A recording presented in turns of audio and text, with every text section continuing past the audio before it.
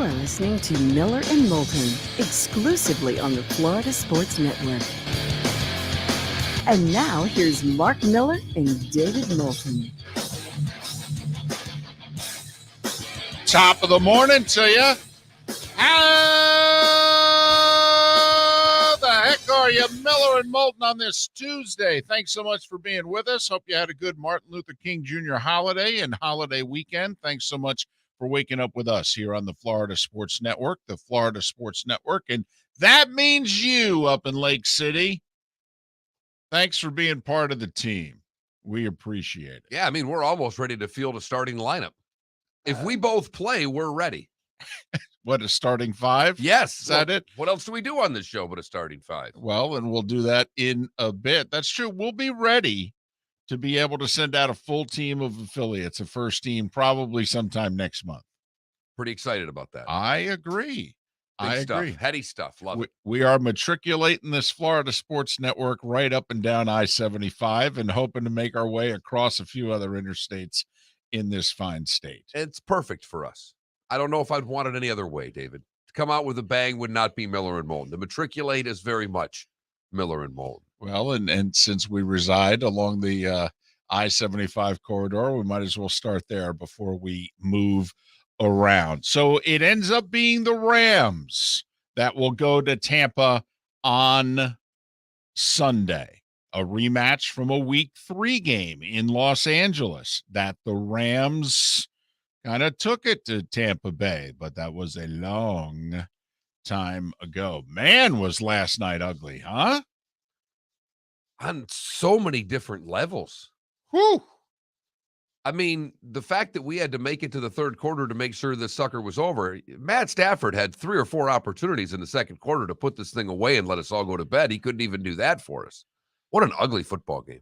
Well, from the Arizona Cardinals standpoint, that's for sure. And I don't know about you, Mark, but when I was watching last night, the Rams are fairly top heavy, but we all judge teams by their A game. Rams A game's pretty good. It's very good. And the top heavy part, though, is I'm watching some of the Cardinals that are out there. They went out and tried to get better by getting talented older players. So does Arizona just retool and try to find a few more old guys? How do they go about this right now in a division where San Francisco has a young quarterback, has a presence, has an identity? We all know who the San Francisco 49ers are. Seattle in a little bit of flux right now. Obviously, the Rams are an older team, but they're the class of the division. I look at Arizona, and when I look going forward, what is it that what are they going to try to become? Well, there's always one team that makes the playoffs and still goes about change. And that one team last night was the Las Vegas Raiders. They let their general manager go, and they let their interim head coach know, you're a candidate, but we're interviewing other people. And I think he knows the odds are that he's not going to be brought back.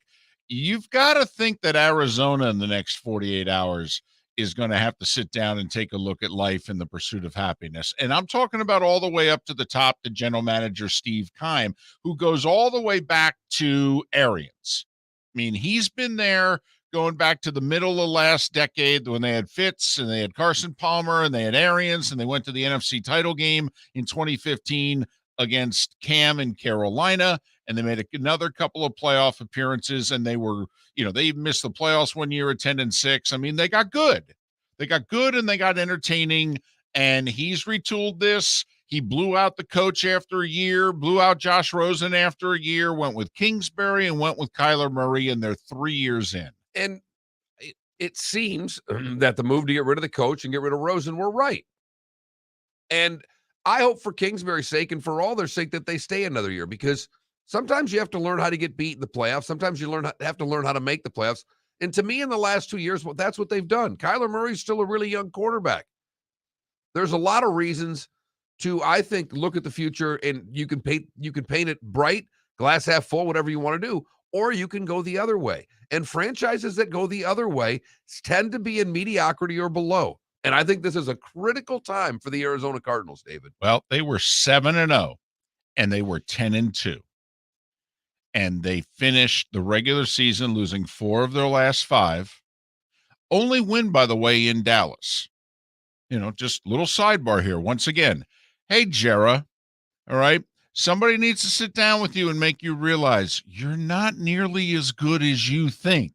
When you reevaluate this thing here, you were 6-6 against the entire league that was not named the NFC East. I am so glad, so incredibly happy that you immediately went to the Cowboys, because these two franchises are virtually the same, except for one's America's team and the other's the Arizona Cardinals. I don't think that they're that far apart. And Dallas is going to keep on keeping on. Yeah, they may bring a new coach in, and that's Jera. I don't think that would necessarily be the right move. I don't think changing coaches every year is the right idea. I don't. It doesn't work. The track record shows that when you keep trying to bring a new coach in every year, for every time an Arians works, there are 10 that don't. That's just what happens in this league. But how far apart, and I think you agree in agreement with me, Arizona and Dallas are virtually the same football team. Arizona was 6-4 last year and had a favorable schedule heading down the stretch and lost 4 of their last 6. Remember, the Bears got in last year at 8-8. So Arizona didn't need to do a whole heck of a lot at 6-4 last year to get in. They lost 4 of their last 6 and lost the tiebreaker at 8-8 and missed the playoffs. Mark this year 7-0, 10-2. And yeah, they had injuries. You got to admit, in the last 2 years between COVID and injuries, it seems like every damn team has had it. I've got you. They lost 4 of their last 5 in the regular season and then got blown out in the playoffs last night. 2 of those 5 losses, by the way, in their last 6 games were to the Rams. Mm-hmm. Look, you've got Dallas, you got Arizona. Let me just throw Pittsburgh in the mix, because this is what Pittsburgh did a year ago. And I know they don't operate that way, but there was never talk, well, we better fire Tomlin. I know it's a different organization, but one organization continues to make the postseason every damn year, David. And every other team that gets in this situation, Detroit with Caldwell, Arizona right now, they're going to blow out Kingsbury. Vegas got to the playoffs. Looks like they're going to get rid of everybody. It doesn't work. Usually. But I mean, I can't believe I'm the guy standing here. Don't fire anybody. Whatever you do, don't fire anybody. And listen, we've got 11 Arizona Cardinal fans listening. Okay, we're not bringing it up to get into the Arizona Cardinals. We're bringing it up to get into, just imagine you're calling the shots. What do? Do you try to take a deep breath, grit your teeth, and plow through this and go, oh, man, rough final 6 weeks. All right, but deep down, I think we're pretty good. I actually think we're doing the right things. So let's just gear up and, let's take another crack at it next year. Or is Cliff Kingsbury going to be the next offensive coordinator of the Carolina Panthers? I mean, seriously, what do you do here? You're calling the shots. And I can bring this right back to Florida. Miami decided that they were going to blow out Flores. Right. They were in a very similar situation, kind of the opposite, because they started out poorly and got it going on late, missed the postseason, and, well, this is done. We're done with this 3 years in. So the Rams, well, they get to where they were last year. From this point on, it's on Matthew Stafford, right? I mean, they got to the divisional round last year with the guy who's in Detroit now, who apparently was the worst quarterback walking the face of the earth. I mean, Sean McVay could not light Jared Goff on fire enough, all right, to get rid of him. That was until you asked a follow-up and he went in another thing. So Rams and Bucks, got to admit, it feels like a pretty sexy matchup. It's not Bills Chiefs in terms of you feel like it's a battle of heavyweights, but it's damn close, I think. I mean, if you had to rank the matchups, 1 through 4 in terms of, just how meaty they are, just how good you think both teams are combined. This is going to be such a spectacular weekend. And you know it's my favorite weekend of the year. Always has been. And I think this year is so lined up to be terrific. Because you're talking about, obviously, Bills, Chiefs being ranked 1, Rams, Bucks being ranked 2. A close 2. And that's Sunday, by the way. That's your Sunday. Rams, Bucks at 3. Chiefs, Bills at 6:30. And call me like in the underdog guy. Cincinnati, Tennessee has so much intrigue to me on so many different levels. I'm so excited about that game. I mean, one of those teams is going to be in the AFC Championship, and one of them, in fact, could host the damn thing. And it's clearly the number 4 game, too. Far and away, because Packers-Niners ranks well ahead of that. Remember back in the day, we had the 4 big New Year's Day bowl games, and for the longest time, we patted the Cotton Bowl on the head. Yeah, it's a cute matchup. They play early in the afternoon, put a team in from the Southwest Conference or whatever. That's cute, that Cotton Bowl. That's kind of how the Bengals-Titans game feels compared to the other 3. I mean, Saturday night, we're going to Lambeau Field. And then we got the 2 heavyweight matchups on Sunday. How are we starting this thing off? Well, we're going to have a little appetizer. It's called Cincy in Tennessee. Look at you just disparaging Nashville, AFC South, the AFC North. Not me. I'm just saying that's how most of the country's going to feel. You know me. This is my man crush, Joe Burrow, against the guy I have literally used every chip I have to defend over the last 6 years in Ryan Tannehill. And I will say, David, it is almost a loser leave town battle for you. Because if RT17, he has to win. He does. He has to win. He only has a few more knocks at this door. Burrow's kind of like, I got a decade. I don't know what you're talking about. Yeah, Burrow goes in there and slings it around, and Chase finds the end zone a couple of times. I don't know how much longer you can hang out on that RT17 hill, David. Miller and Moulton. That's how we're getting rolling here on this Tuesday after the Martin Luther King Jr. holiday. Top of the morning to you. It's a little nippy out there along the I-75 corridor from... That's probably the proper word. Nippy? Yeah. I wouldn't want to go outside if I was in Lake City. We couldn't get you outside with a subpoena if we were in Lake City. Damn right. Miller and Moulton here on the Florida Sports Network. We've hit the divisional round of the NFL playoffs, and DraftKings, the official daily fantasy partner of the NFL, still has huge cash prizes up for grabs. This week, new customers can get on the game and play free for millions with their first deposit. There are only a few weeks of football left, so draft your squad now. Playing daily fantasy football simple. Just pick your lineup of NFL stars, staying under the salary cap, and score enough points to bring home cash. And with a free shot at millions of dollars in total prizes, you'll feel the action of the divisional round like never before. DraftKings, safe, secure, and reliable. Best of all, you can deposit and withdraw your cash whenever you want. Download the DraftKings app now and use the promo code M&M to play free for millions. That's right. Enter promo code M&M to get a free shot at millions in total prizes with your first deposit. Get in the action for the divisional round only at DraftKings, the official daily fantasy partner of the NFL. Minimum $5 deposit required. Eligibility restrictions apply. See DraftKings.com for details. You were listening to Miller and Moulton on the Florida Sports Network.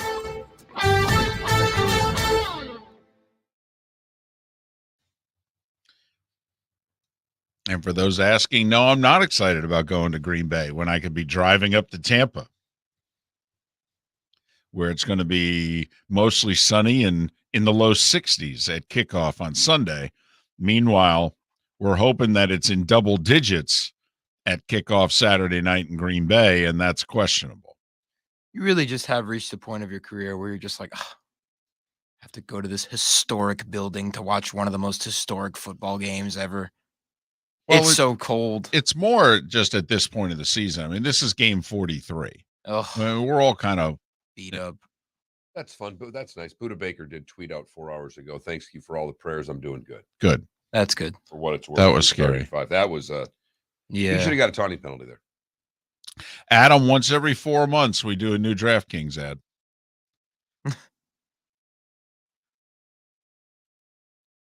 DC, you are right. The league offices have to be upset with the officiating in Super Wildcard Weekend. I am totally with you. Man, oh man. By the way, that was, shouldn't that have been a taunt? If they're calling taunting.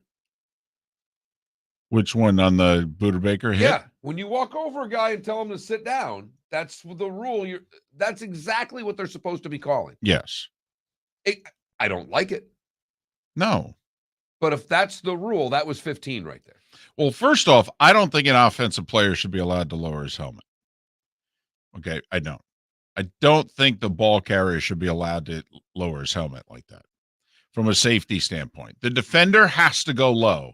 The offensive player can't go low too. I mean, if he's not allowed to lower his helmet, that doesn't happen. Okay, then Buda Baker's helmet hits him in the thigh or the waist or whatever. I mean, he's going down to tackle him. Okay, he's not expecting that player's helmet to lower 2 feet like that. I don't think he should be allowed to lower his helmet like that. Hey, Mark, you know how in the recordings I include, like when I trim it down, I include the orange whip ad? Mm-hmm. You want me to include the DraftKings one or no?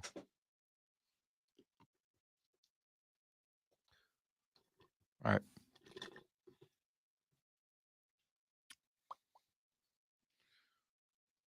Hey, this is a super random question, but who's a better runner, Vic or Jackson?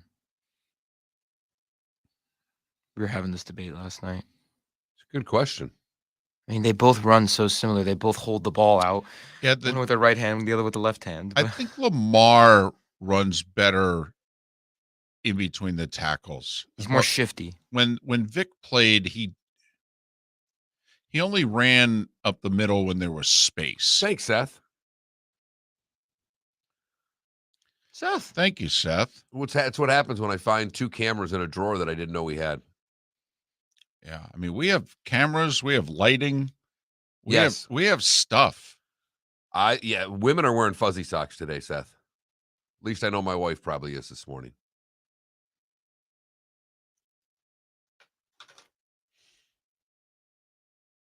Hey, doing a little Alabama work this morning, are you, Seth? Good to see that you're up early. Huh?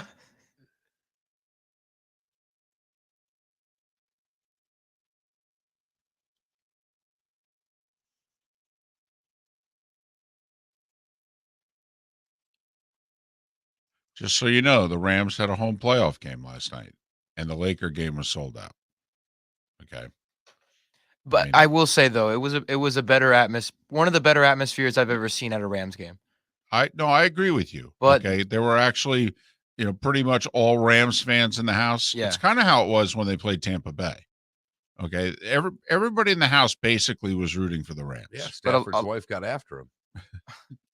A lot of times though, you heard the occasional PA announcer going, "All right, everybody, stand up and scream.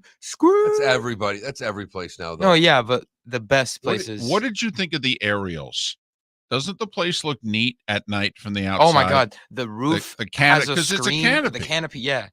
I mean, I thought at night it doesn't look nearly as cool during the day, but at night I thought the place looked awesome. Yeah, you get the form in the background. It's great. It's in the 40s. 10 seconds.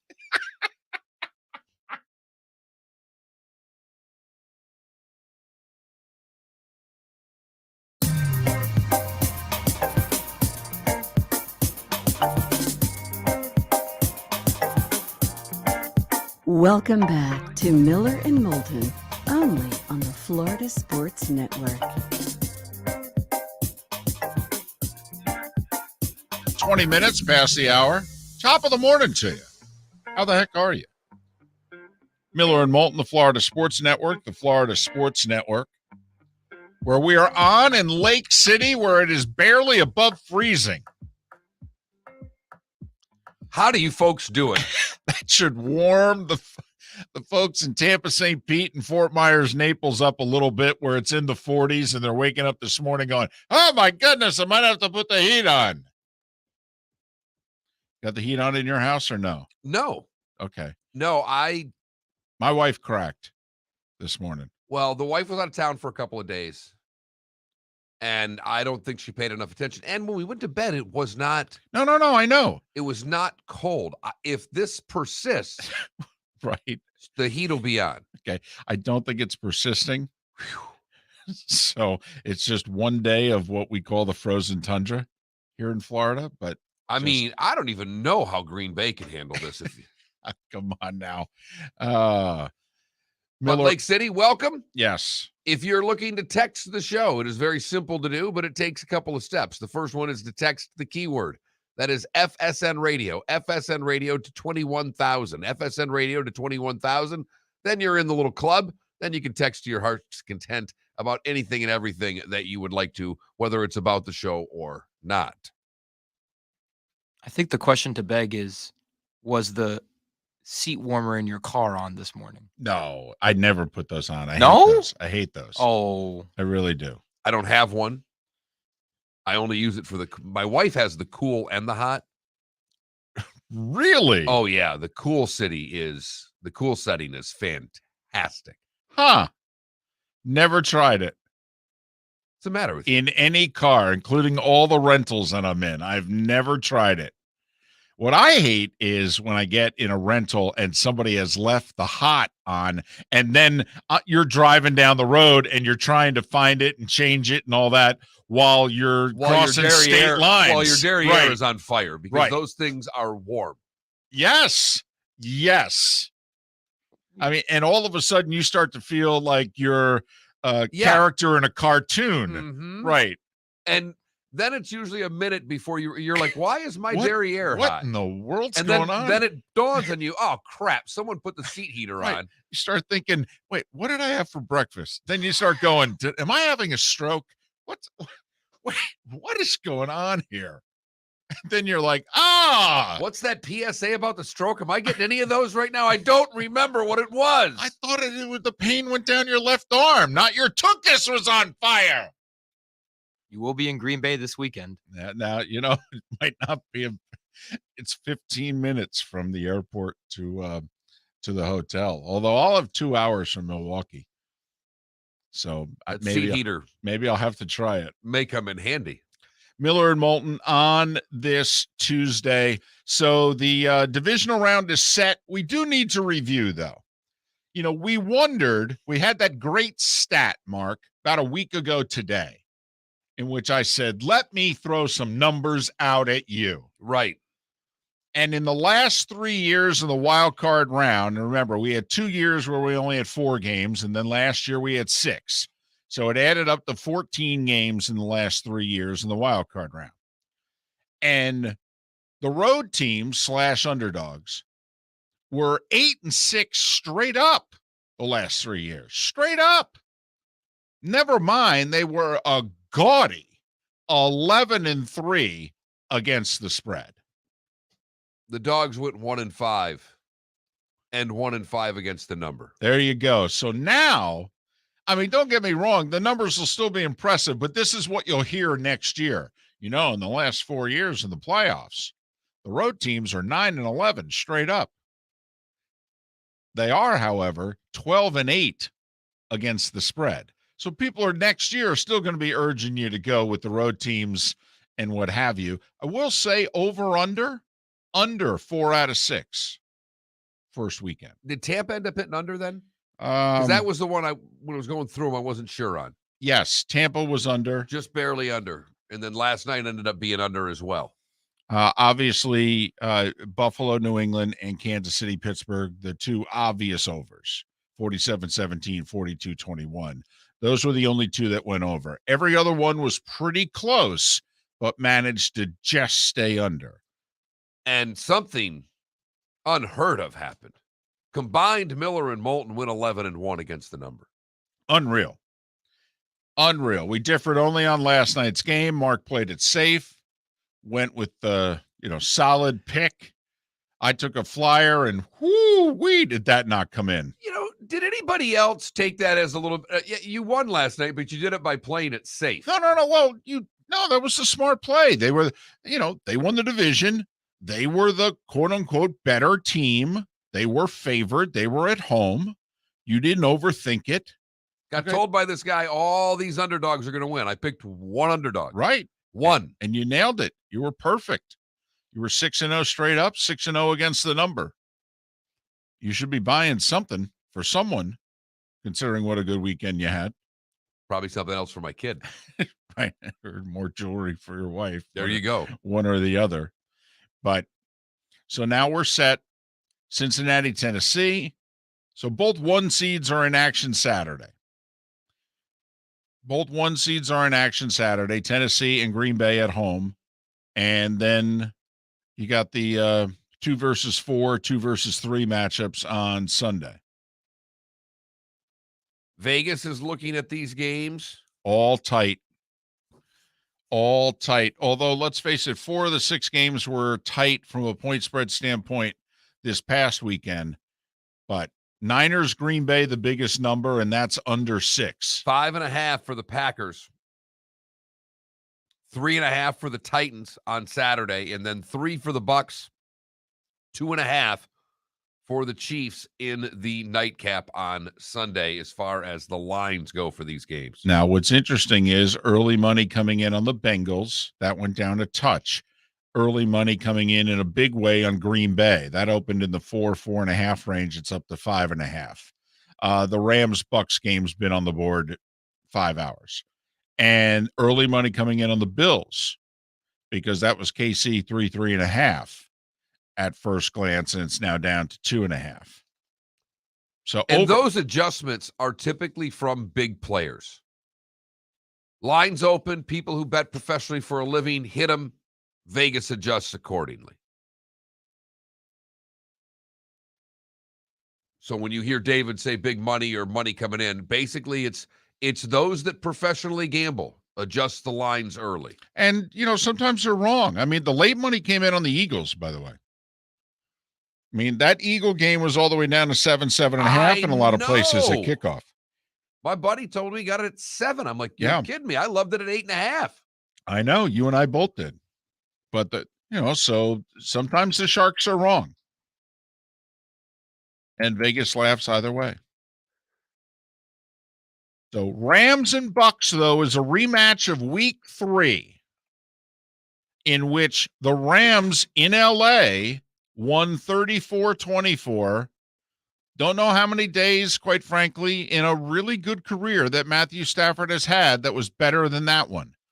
He threw for 343 and 4 touchdowns against the Bucks. Brady threw for 432, oh, by the way. Only 1 score. Tampa got behind in the first half. That was the game Gronkowski got the ribs broken and missed about a month. And Brady had to throw, I think, 55 times in that game.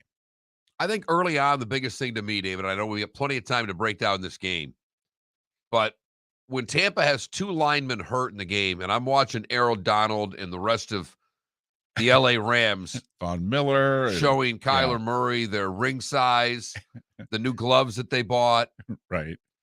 Taking their phone out and showing Christmas lists and pictures of the family. Right. I worried about how often Tom is going to get pressured by that elite group of pass rushers. Von Miller saying, "Do you like my mince peppermint or spearmint? Which do you prefer?"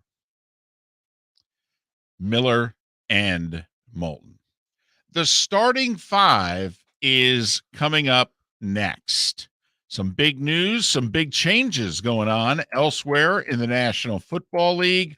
And yesterday was a big college basketball day, including for lack of a better word, a neat game that was played that more teams should in fact do. And quite an honor tonight in the NHL. It's all coming up next in the starting 5. Miller and Moulton here on the Florida Sports Network. Hey, it's Mark Miller for the Training Grove by Orange Whip Golf, where golfers go to get better. Improve your golf game from home with Orange Whip Golf and Fitness online swing training program, The Training Grove. With a growing swing training video library and a daily program prescribed by golf fitness professionals, The Grove provides a clear path to unlock your most powerful swing, giving you control of your game like never before. Join thousands like me who have finally found a way to achieve results in half the time of traditional game improvement methods with The Grove's revolutionary blend of golf fitness, instruction, and award-winning Orange Whip products. Go to orangewhipgolf.com to get started for a free 14-day risk-free trial. And use code Miller10 to get $20 off your first month. That's orangewhipgolf.com to get started for a free 14-day risk-free trial. Remember to use code Miller10. That will get you $20 off your first month. The Training Grove by Orange Whip Golf, where golfers go to get better. You are listening to Miller and Moulton on the Florida Sports Network.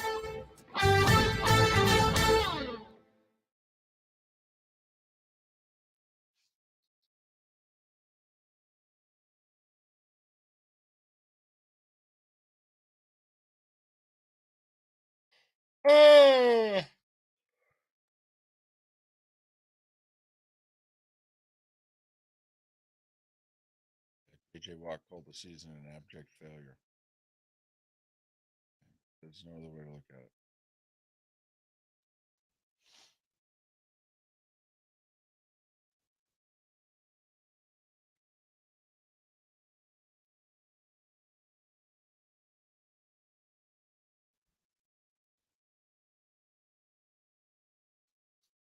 I want to know who he's talking to.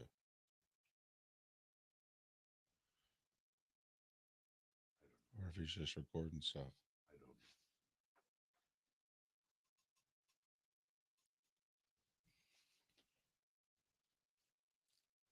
Not one person answered, by the way, just for the record. I threw the poll question idea in there.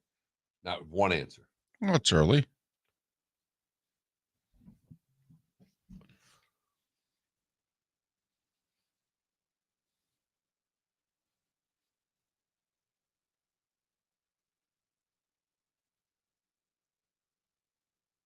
Do you do number retired or ring? Is it Ring of Honor or No, ring. I like that. I like that. It's winning versus individual honor. So I like it. Which would mean more to you? Having your number retired? Okay.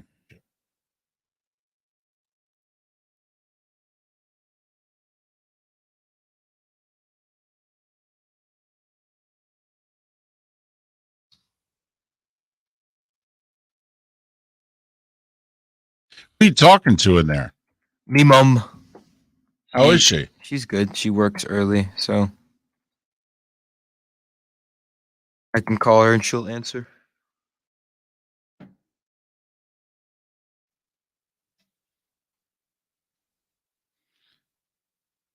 Nick, he wasn't pissed. We were all just annoyed that it was 31-0 in the fourth quarter. You kind of hope for a better game at this point of the year.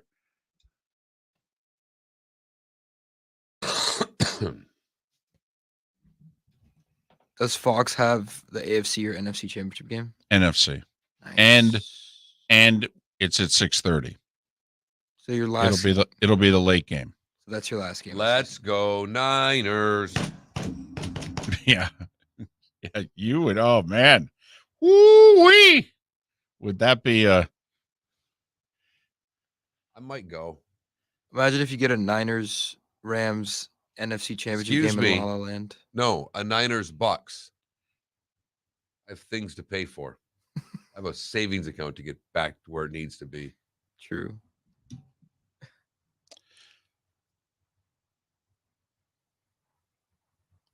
It would only be the second time they've ever hosted the NFC Championship game, I think. They hosted it in 79. That's it. Ironically, against the Rams. But, the other times they were in it, in 99, they were in St. Louis. In 02, they were in Philly. And then they were in Green Bay. And then they were in Green Bay. So this would only be the second time that they've ever hosted it.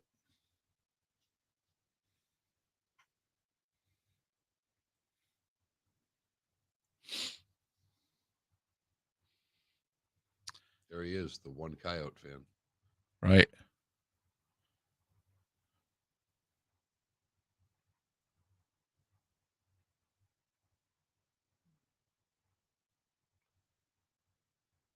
They probably won't let her, but Linda, let it go gray. You're almost 60 for crying out loud. Plus, she moved herself out to L.A. like 5 years ago. And she's a New Yorker. Yes, she is. You two are kindred spirits. And we root for all the same teams. She's Mets, Giants, Rangers. Hard. Yeah, big Rangers, too. Yeah, hard. Yeah, exactly. 10 seconds.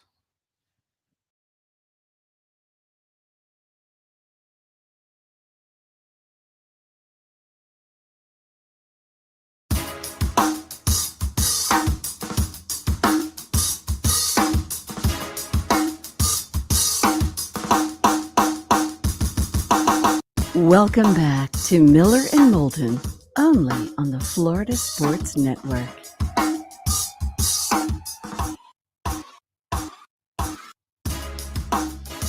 As we approach 23 minutes before the hour, it's nippy out there from barely above freezing in Lake City to early to mid 40s in Tampa, St. Pete, and Fort Myers, Naples. So dress and behave accordingly. Miller and Moulton here on the Florida Sports Network, the Florida Sports Network. If you want to text the show and you never have before, it's pretty easy. Text FSN Radio, all one word, FSN for Florida Sports Network, FSN Radio to 21000 and you're in. And you can text away forever. If you've never done it before, check us out. We're live on twitch.tv. It's the Miller and Moulton channel. Every weekday from 6 to 10 a.m., we are broadcasting live. You can follow us. You can subscribe to us. And, we're live during the commercial breaks. There's plenty of interaction. And there's a Twitch chat room where you can talk amongst each other and with us. Hey, is that poll question up? It is. All right. Are we going with what we were talking about? We are. And right now, everybody wants to be a winner. What would mean more to you? Having your number retired, winning a championship. And early voting is 100% for winning a championship. Huh. I think it's a time of year question. I think it's a little bit of a time of year question. Because right now, everybody's focused on a Super Bowl. Well, they're also... And it's the proper answer. Right. It's all about the team. It's not about me. Just want to be a winner. And then you're done playing. And every time you enter that building, you look up and there you are. That's not bad. That's not bad. That's all we're saying. So think about it. Just think about it. Give it more than 3 seconds and then vote at that Mark Miller or at the David Moulton. It's our poll question. Time now for The Starting Five. 5 stories you need to know. It's the Starting Five on Miller and Moulton. Here's number 1. Well, number 1's the NFL.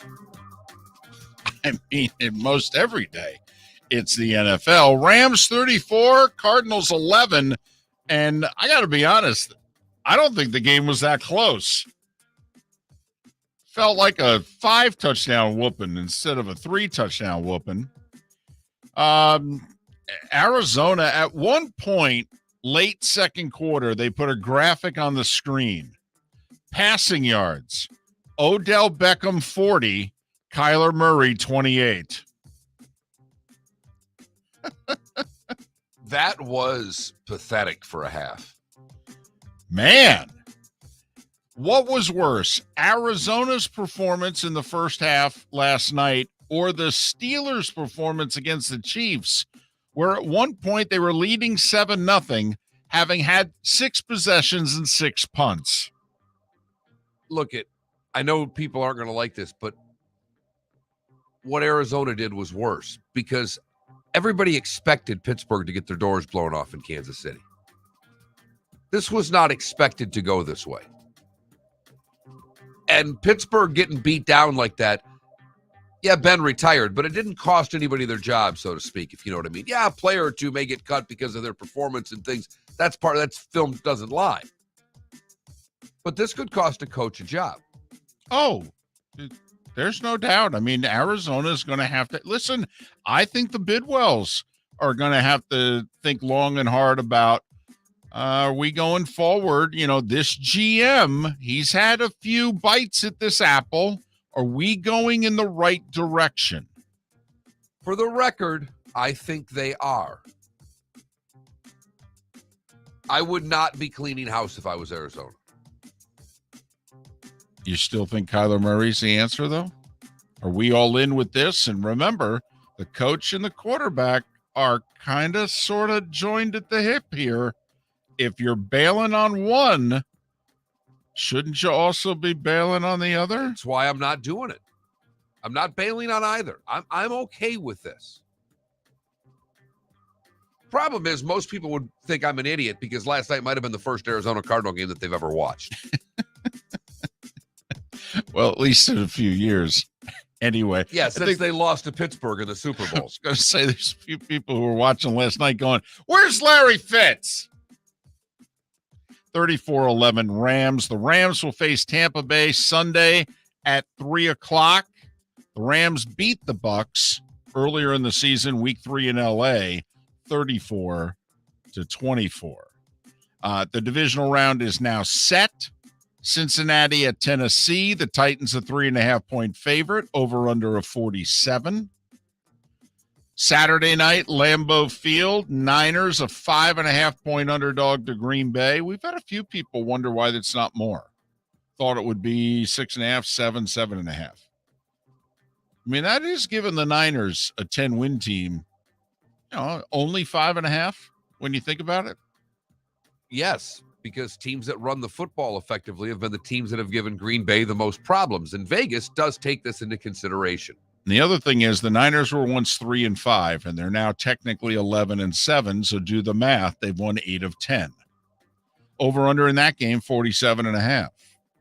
Then Rams and Bucks, 3 o'clock Sunday. Bucks by 3, over under 48.5. And then the heavyweight matchup. And you have a feeling that these two could go at one another damn near every year in the playoffs for the next 5 years. I mean, could we be seeing in the AFC what we seemingly had in the NFC for a while, where between Young, Aikman, and Favre in the 90s, they all were facing each other in the playoffs? Well, and then I would go Brady, Manning, Roethlisberger, more recent, if you want to do that. But I think we could, not necessarily a lot of AFC championships because it's hard to get the 1 and the 2 every year for teams, but I think we're going to see a lot of these matchups over the course of the next decade. Bills and Chiefs, of course, played in last year's AFC championship game.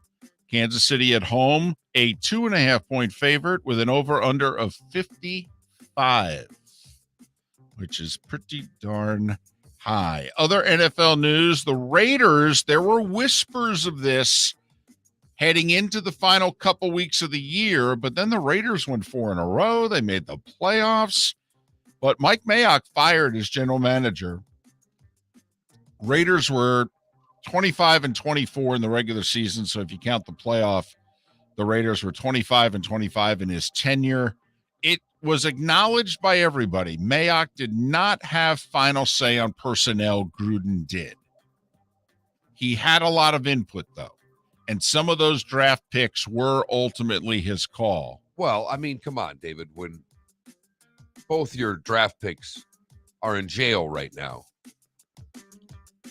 Well, what was it? The draft of 2 years ago where the top 3 draft picks are no longer with the team, including 2 first-rounders. He had a couple years ago, he had 3 third-rounders. 2 of the 3 are no longer with the team. I mean, he had some great finds in day 3. Mayock did. But they tried to make too many finds on days 1 and 2. And really, they got the Khalil Mack trade wrong. What's interesting, though, is if you're a Dolph fan, remember ESPN does the blind resume in college basketball? They put it up there and they let you decide, hey, which one of these 2 would you choose? And then they reveal who the teams actually are. And a lot of times it's a smaller school with a better resume than the bigger school. If you put Mayock and the Raiders hits and misses in the draft in the last 3 years versus Chris Greer and the Dolphins hit and misses up on the board, I think they're pretty similar. I was going to say, it sounds like they would be really close. And remember, both had big sell-off deals. Right. Tunsil for Miami and Khalil Mack for the Raiders. And how's Miami's offensive line doing since Right. they got rid of Tunsil? And they've spent draft capital. Yes, they 3 have. of those guys are really high picks and right now are not performing. But Mike Mayock fired, so that's 4 GMs jobs available. 4 general manager jobs available. The Giants, the Vikings, the Bears, and now the Raiders. And the Raiders are also in search of a new coach. They are willing to give the interim coach, Rich Bisaccia, there an interview, but it doesn't seem as if he is going to get the job. Stephen Jones came out yesterday and said he is, quote, confident, unquote, Mark, that Mike McCarthy will return. I got to admit, if it's not Jerry Jones, I don't think it matters what anybody says. I don't either, but don't you love the fact that the son said the coach is back and the dad may fire him today? I was going to say, there's no word from dad. The son's confident. I think we're going to find out just A, how much in the know the son is, and B, just how much hand he has. David, there were times in my youth I was confident my parents were going to stay married.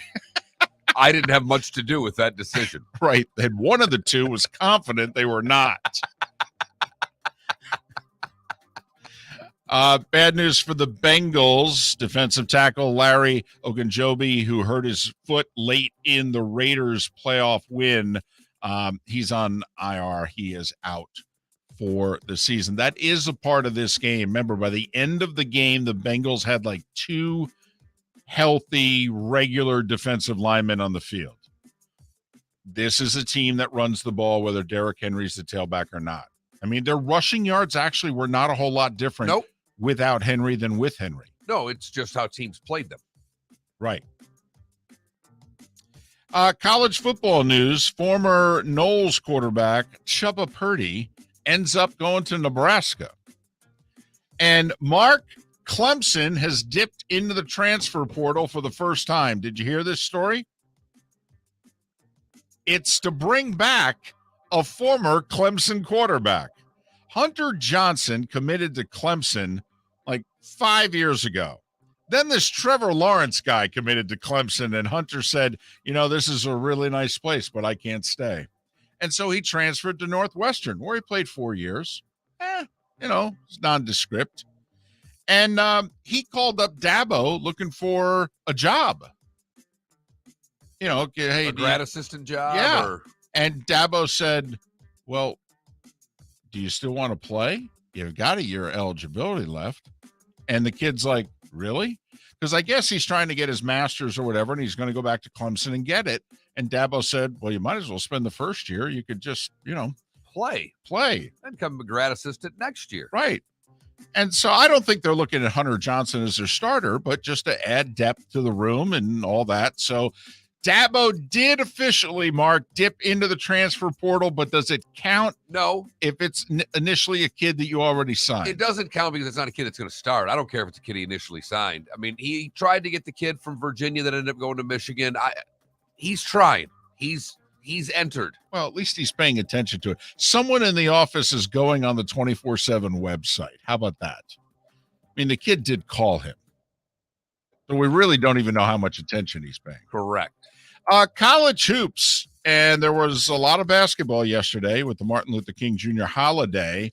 Only one game involving a battle of top 25 teams. 4th-ranked Purdue in double overtime beat 17th-ranked Illinois 96-88. These two really do look like the 2 best teams in the Big Ten. For lack of a better word, there was a really neat game yesterday. Credit to Mike Bray and Notre Dame. They went to Howard, a historically black college, on Martin Luther King Jr. Day. And when asked why he did it, Mike Bray said, yeah, we're supposed to be educating young men, and I don't see how we could have done a better job than bringing them to an HBCU school on this day. And Notre Dame had all they could handle yesterday and barely held off Howard 71-68. Howard played their tail off, had the ball at the end with a chance to tie, David. It was a fun game. Right before that, Illinois and Purdue went double OT. It was Both on Big Fox. Yeah, how about that? How about that? FAU a winner by 29. FAMU a winner by 8. North Florida off to a horrible start in the A-Sun. They lost to Kennesaw State by 2. Here's the good news, Mark. 44 Division I men's college basketball games scheduled yesterday. Only 2 postponed because of COVID. 43 Division I women's games scheduled yesterday. Only 4 postponed because of COVID. 6 of 87 postponed because of COVID. Knock on wood, the numbers are getting better daily. One other college hoops note, the women's top 25 is out, and the only Florida school ranked in the AP is FGCU. They're back in the rankings at 24. South Florida dropped back out. NBA, also a big day with it being the holiday. Bam was back for Miami, and the Heat edged Toronto 104-99. Adebayo played 32 minutes at 14 points, 9 rebounds. Orlando lost at home to Portland 98-88. Listen, I know no Kevin Durant, but the Cleveland Cavaliers damn near have the same record as the Brooklyn Nets. All right, 114-107 Cavs with a home win against Brooklyn. And Phoenix is now 34-9, and they have a 3-game lead over Golden State for best record in the league. Suns beat the Spurs by 14 on the road. 8 of 9 NHL games, Mark, got played yesterday. None of them involving the Florida teams, but San Jose did beat the Kings 6-2, and a guy named Timo Meier scored 5 goals. 5 goals in an NHL game. Pretty good. Yes, it really is. Tonight, Mark, the Bruins will retire Willie O'Ree's number 22. It's 64 years to the day after O'Ree broke the color barrier in the NHL. He will be just the 12th Bruins jersey to be retired, an original 6, very historic franchise. Willie O'Ree, he will not be at the game, however, because of his age and COVID concerns. He's staying at home in San Diego. He's very disappointed about that, but they are retiring O'Ree's number 22 tonight. Australian Open continues down under. Women's top seed Ash Barty advanced. Nadal advanced. Andy Murray won his first Australian Open match in 5 years, Mark. He needed 5 sets to do it because, let's face it, it's Andy Murray and nothing comes easy. And that, gentlemen, That was the starting 5 every weekday morning at this time on Miller and Moulton. We each have our quirks on this show, and as you're listening in Tampa, St. Pete, or Lake City, you will find out that David Moulton has a soft spot for men's tennis. And women's. Back in the day. Grew up in the Northeast, the whole tennis boom of the 70s and 80s. And we both have it, but David has it more than I do. Yep. So one of these days, there's going to be a next generation to replace, Sampras and Agassi and the Williams sisters. Really, one of these days it's going to happen in this country. They're all on the golf course. I don't know what to tell you. I don't know what sport they're playing, but it's not tennis. There's no doubt there. Pat Kirwan will join us in a little over 1 hour's time. We thank you for taking us in, whether you're in Tampa, St. Pete, Lake City, or Fort Myers, Naples, right here, Miller and Moulton on the Florida Sports Network. Bring your big mouth to John Smith Subs and indulge in their overstuffed subs with the freshest quality ingredients. Enjoy our famous steak bomb with perfectly grilled, marinated sirloin steak topped with provolone cheese, grilled onions, peppers, mushrooms, crispy bacon, juicy tomatoes, and creamy mayo. Boom! Made-to-order crispy fries can be paired with the Gator, the Cuban, the Chicken Bomb, or the Italian. Love local. Eat delicious with John Smith Subs. Find a John Smith Subs location near you today. We've hit the divisional round of the NFL playoffs, and DraftKings, the official daily fantasy partner of the NFL, still has huge cash prizes up for grabs. This week, new customers can get on the game and play free for millions with their first deposit. There are only a few weeks of football left, so draft your squad now. Playing daily fantasy football simple. Just pick your lineup of NFL stars, staying under the salary cap, and score enough points to bring home cash. And with a free shot at millions of dollars in total prizes, you'll feel the action of the divisional round like never before. DraftKings, safe, secure, and reliable. Best of all, you can deposit and withdraw your cash whenever you want. Download the DraftKings app now and use the promo code M&M to play free for millions. That's right, Enter promo code M&M to get a free shot at millions in total prizes with your first deposit. Get in the action for the divisional round only at DraftKings, the official daily fantasy partner of the NFL. Minimum $5 deposit required. Eligibility restrictions apply. See DraftKings.com for details. The Firestone Grand Prix of St. Petersburg, presented by RP Funding, roars through the streets of beautiful downtown St. Petersburg, February 25th to the 27th. 3-day tickets are on sale now at gpstpete.com. It's fast, fun, family entertainment jam-packed into 3 days. The weekend is highlighted by the NTT IndyCar Series race taking the green flag on Sunday afternoon. It all happens at the Firestone Grand Prix of St. Petersburg, presented by RP Funding, February 25th to the 27th. Get your tickets at gpstpete.com to secure the best seats. You are listening to Miller and Moulton on the Florida Sports Network.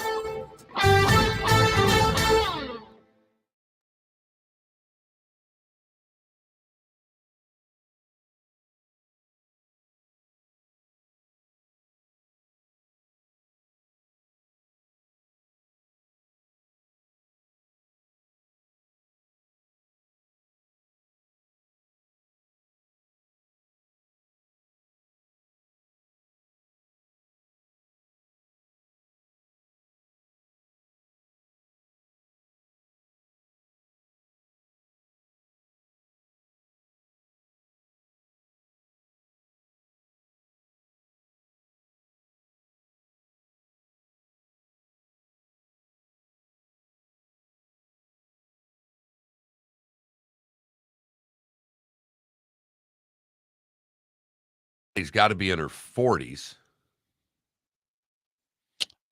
Jennifer Capriati's 50? got to be damn close to 50. I mean, she's my age. I think she's... I mean, I'll say at least 46. That's kind of what I was thinking. You looking it up? Yeah.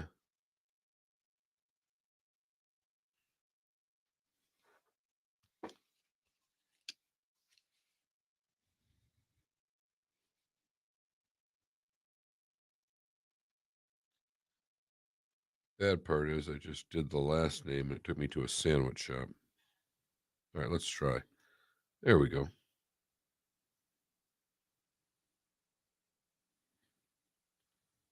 Born in 76, so she's 45 or 45. 46? She'll be 46 end of March.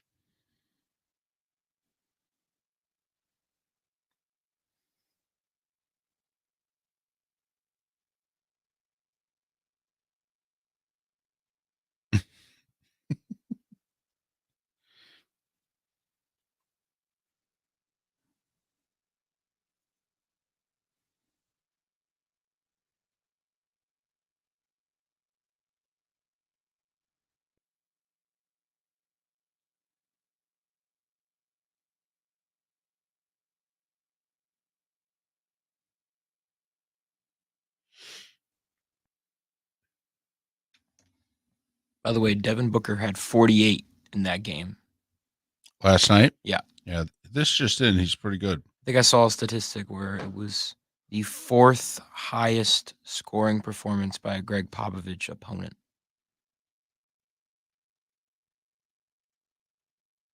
Which, considering how long he's been coaching, is pretty impressive.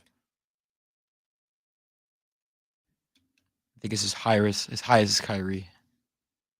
He had 57.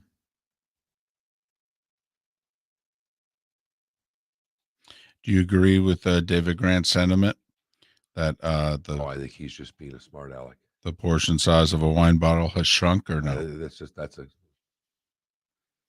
Unless they're starting to put less milliliters in there. I think that's just a COVID issue. I have not seen him in a while. How's Melissa doing?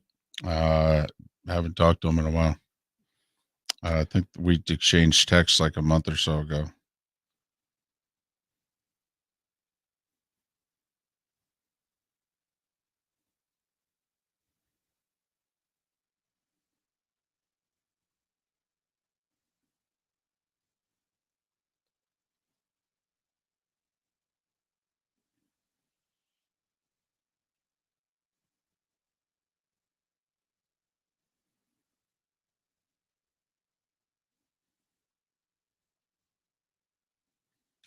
$15.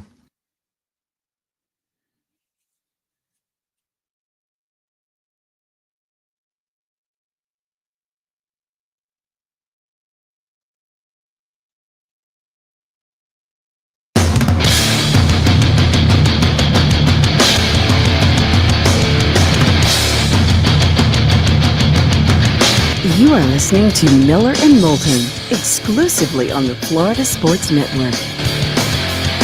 And now here's Mark Miller and David Moulton.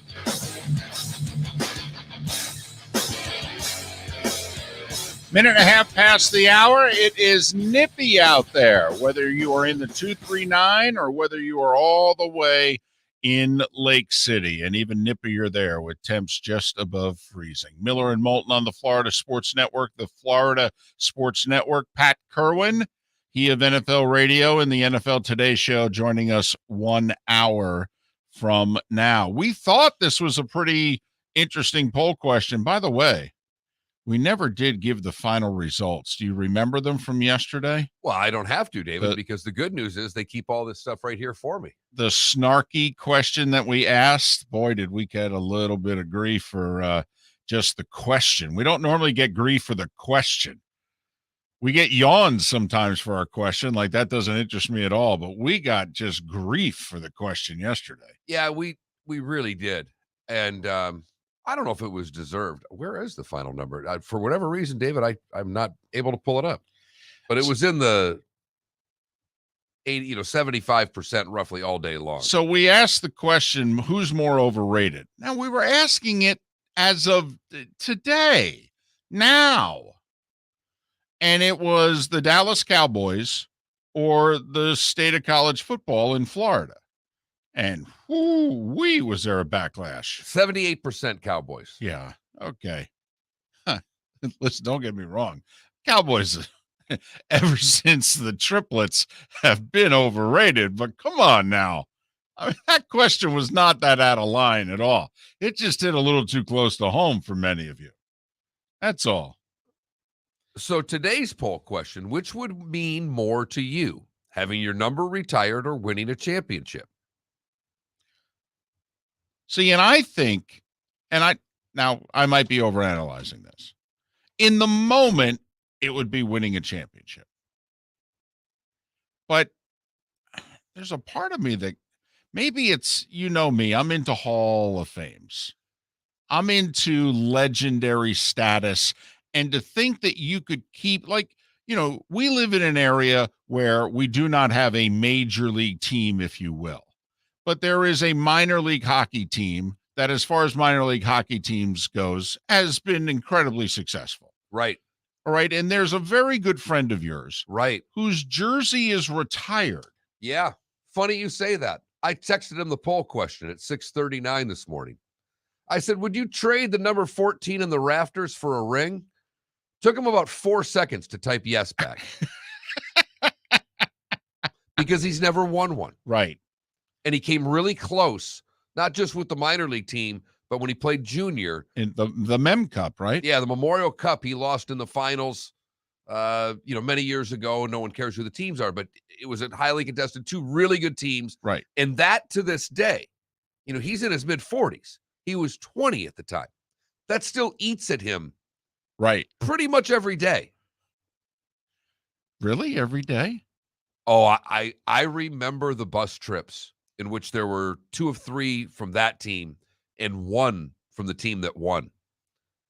And the way in which the goaltender from the one could hold it over the others was something that I'd never witnessed before. And it's, put it this way, and I'm trying to think, who the Stetson Bennett or Matt Stafford. Well, Stetson Bennett's not going to have his jersey retired, though. I know he's not. I'm aware of that. Matt Stafford was a better quarterback for the University of Georgia. Yeah. Not close. Went Right. first overall. Right. Stetson Bennett's going to have 4 dealerships throughout the state. That's true. Of course, he is going to have to work for most of the rest of his life, though. He is. Matthew Stafford's going to be done working here in about 3 to 5 years. Right. And I think that is the great example. Think about that. Matt Stafford, Texas kid, blonde, 6'4", good-looking guy, Right. beautiful wife, NFL quarterback, first overall draft pick. And Stetson Bennett, the 4th. Who Right. looks like he's either going to play polo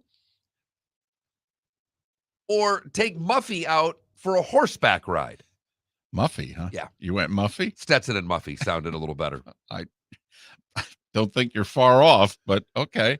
But Stetson's going to live the greatest life of any human ever. Well, it's going to be top 5. I got to be honest with you.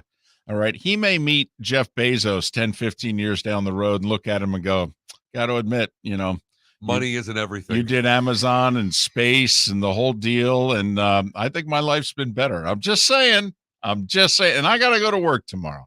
But my life's been pretty damn good, Jeff. Just letting you know. It's been pretty good. Here on the Georgia Bulldog football Right. network.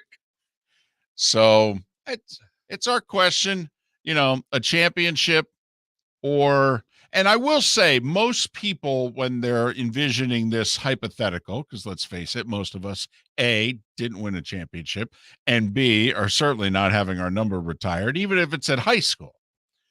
Okay. But also, I do think when you think of this question, you think of yourselves as being a big contributor to the championship, though, because you're also thinking of yourselves as worthy of having your number retired. So you're thinking of yourself as a star player. You know what? I don't. I think of myself as the 10th forward on the hockey team. I really do. I was, and it's why it's so easy for me to say championship, because I was never that good. But I always felt I was a great team guy. Maybe I wasn't. I felt like I was. So that's why it's easy for me, because I'm just wondering the room, the guys you win it with. That's what has it more to do with me. I'm just wondering, because when you are playing, you're of an age in which you may or may not have a family, but even if you do, your kids are little and they may not fully grasp and comprehend what it is that you're doing. Whereas you go back to the arena 10, 15, 20 years later, or what have you, and you walk in and you go, that was me. And David, there's nothing that I can say to take away from that right there. Because when you can just point, that's your dad. Or, in Pittsburgh, where they've got their Hall of Fame and you walk by the lockers of all those great Right. players, it's incredibly special. Right. Dad, was that you? Yeah, Yes. that was me. Yes, it Right. was. I mean, I would have to think for those 3 seconds there, it's not being, I think the greatest thing in the world is to be the lead singer in a rock and roll band when you're standing at the end of the stage and they're singing your song back to you. I honestly believe life does not get better than that. No, you've said that since I've known you. What I got to think top 5 would be, Dad, is that you? Yeah, that was me. The other side of it, though, is that I only did my play-by-play in the minors. Very early on in my fledgling play-by-play career, the team I worked for won a championship. It was in 1994, the same year that David's Rangers finally broke their curse. It was a really good year, Mark. And a couple of years ago, right before COVID hit, we had the 25th anniversary of that championship. And guys went back to Atlanta. And I went back. I wasn't going to go. I was a broadcaster, right? I wasn't part of the team. I really wasn't going to go. And at the last minute, I kind of said, let's go do this. This will be fun. So happy that I did. In the way that the guys who won that championship still were able to pick up where they left off. These are hockey players. They live all over North America. But in that room for that weekend, we were back in the locker room. And I think that may slightly trump the individual effort. Well, they always have those, whether it's a college and they bring back the championship team. Yep. So I think now we reminisce about those so much more that you get that same reflection of, that was you, Dad? Yeah, it was.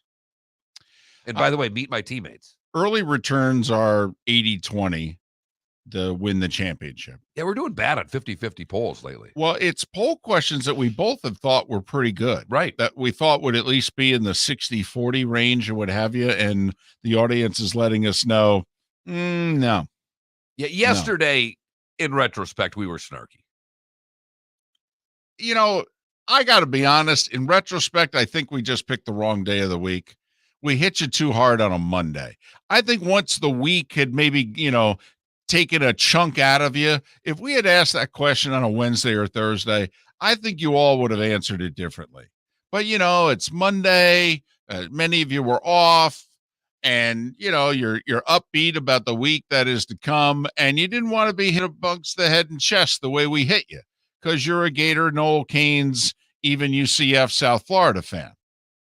And none of those 5 schools had Do a South- year which even met the minimum bar that you had set. Do South Florida fans even admit that they're South Florida They fans right do. now? They do, because when they were number 2 in the country 10 years ago, they were all over the place. We went there on a Friday night when they beat West Pat Virginia. White and Steve Slayton and that West Virginia team. And that played, Ray J was rock. It was as rocking for that Bulls game as I've ever seen it rocking for a Bucks game. It was rocking for the Bulls that night. How long ago was that? That's 07.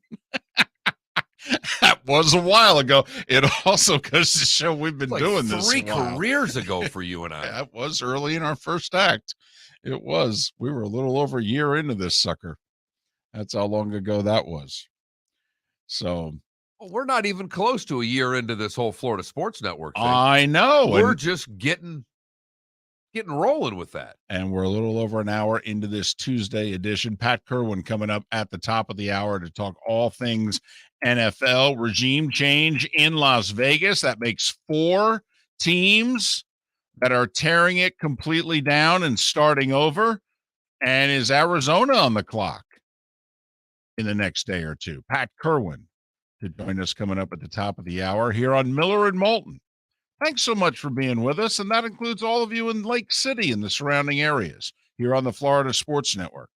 Hey, it's Mark Miller for the Training Grove by Orange Whip Golf, where golfers go to get better. Improve your golf game from home with Orange Whip Golf and Fitness online swing training program, The Training Grove. With a growing swing training video library and a daily program prescribed by golf fitness professionals, The Grove provides a clear path to unlock your most powerful swing, giving you control of your game like never before. Join thousands like me who have finally found a way to achieve results in half the time of traditional game improvement methods with The Grove's revolutionary blend of golf fitness, instruction, and award-winning Orange Whip products. Go to orangewhipgolf.com to get started for a free 14-day risk-free trial and use code Miller10 to get $20 off your first month. That's orangewhipgolf.com to get started for a free 14-day risk-free trial. Remember to use code Miller10.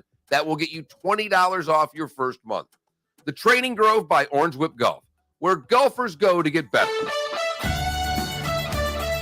You are listening to Miller and Moulton on the Florida Sports Network.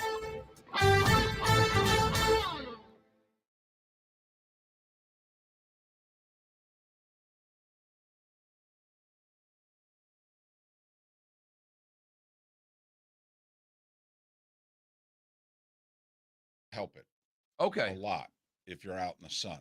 And when I was walking outdoors every day, all right, it really helped my skin. What happened to the walking outdoors every day? Well, football season happened. That's what happened to the outdoors every day. And I wasn't doing mornings. Okay. Vile, that's fantastic as an IT guy. I think that would be fantastic if you started showing up to appointments in a suit and tie. You'd freak everybody out. Okay, I am officially on the fence. Bucks Rams on Sunday at 3, or Heat Lakers at 6 on at 3. Here's one thing, and I love, your passion. If from 6 to 10, you could keep that passion about the job that you have, as opposed to what you're doing away from your job, that would mean more to me. Because I could really give 2 blanks whether you go to a basketball game or a football game. Can I just interject with a question here? So Heat Lakers are in Miami Sunday at 6. I'd go to Correct. Heat Lakers. Yeah. It'd be about $140. You know what's, Johnny, funny about that? I don't even know if I would wear a tie to a funeral anymore.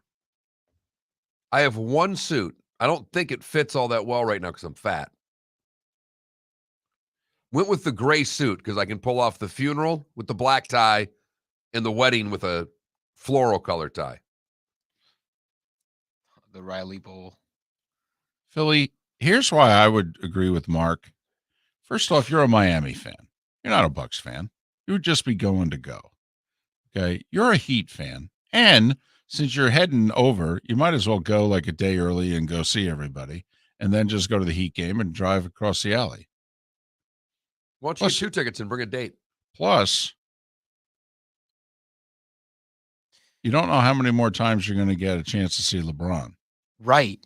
But I also don't know how many other chances I'm going to get to see Brady. And That's a I've good never point. seen Brady. That's a great point. Never have either. I've never That's- seen Brady. That's a great point. And this is a divisional playoff game against Matthew Stafford and Odell and Von Miller and Aaron Donald. You know, Well, Find someone to go with you. two really good games. I don't know. Violet's very nice, but I don't want any. This is started. I got to lose weight. I'm fat. It's disgusting. Yeah, Vile, I don't feel the same way, and I'm fatter. Which is why I'm fatter. Also, if I go to the Bucks game, I get back earlier, go back to the Heat game, I'd get home at like 10:30.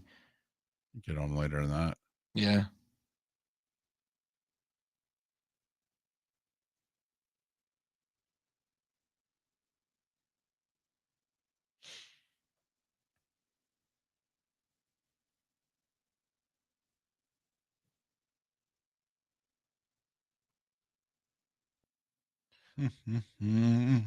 I want to go back to what you were saying earlier, about the jersey retirement or ring.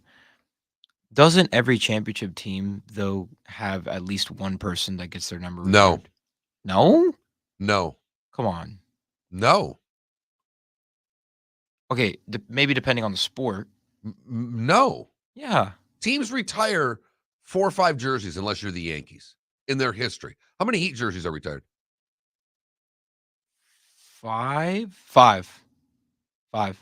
Tim Hardaway, Alonzo Mourning, Chris Bosh, Shaq, D Wade. They retired Bosch's jersey? Yeah, they did. of course. Oh my God. Yeah. Then they're a joke franchise. What? He won 2 chips with us. He grabbed Yeah, one. he won 2 championships. The Pistons won back-to-back championships, and they didn't retire everybody's goddamn jersey. They retired Joe Dumars' jersey. Yeah, and Isaiah Thomas. Right. Did they retire Lambeer? No. No? If they did, it's a joke. I love Bill Lambier. Really? Bill Lambier's jersey I'm does just not. I'm just asking. David, does his jersey need to be retired? I don't know. He had a long career. It was pretty damn good. Dave Bing's We're coming jersey's back. retired. Bob.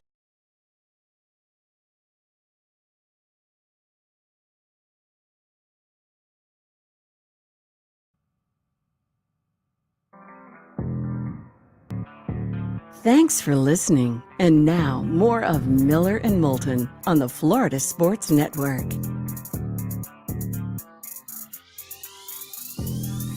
18 minutes past the hour. Quite a debate during the commercial break about getting your jersey retired and what franchises have retired which players' jerseys. Miller and Moulton on the Florida Sports Network, and that debate came about because our poll question is, which would you rather have? A championship or your jersey retired? And we thought of that because Willie O'Ree, the first black player in the NHL, he broke the color barrier 64 years ago tonight. He's having his number 22 retired by the Bruins tonight.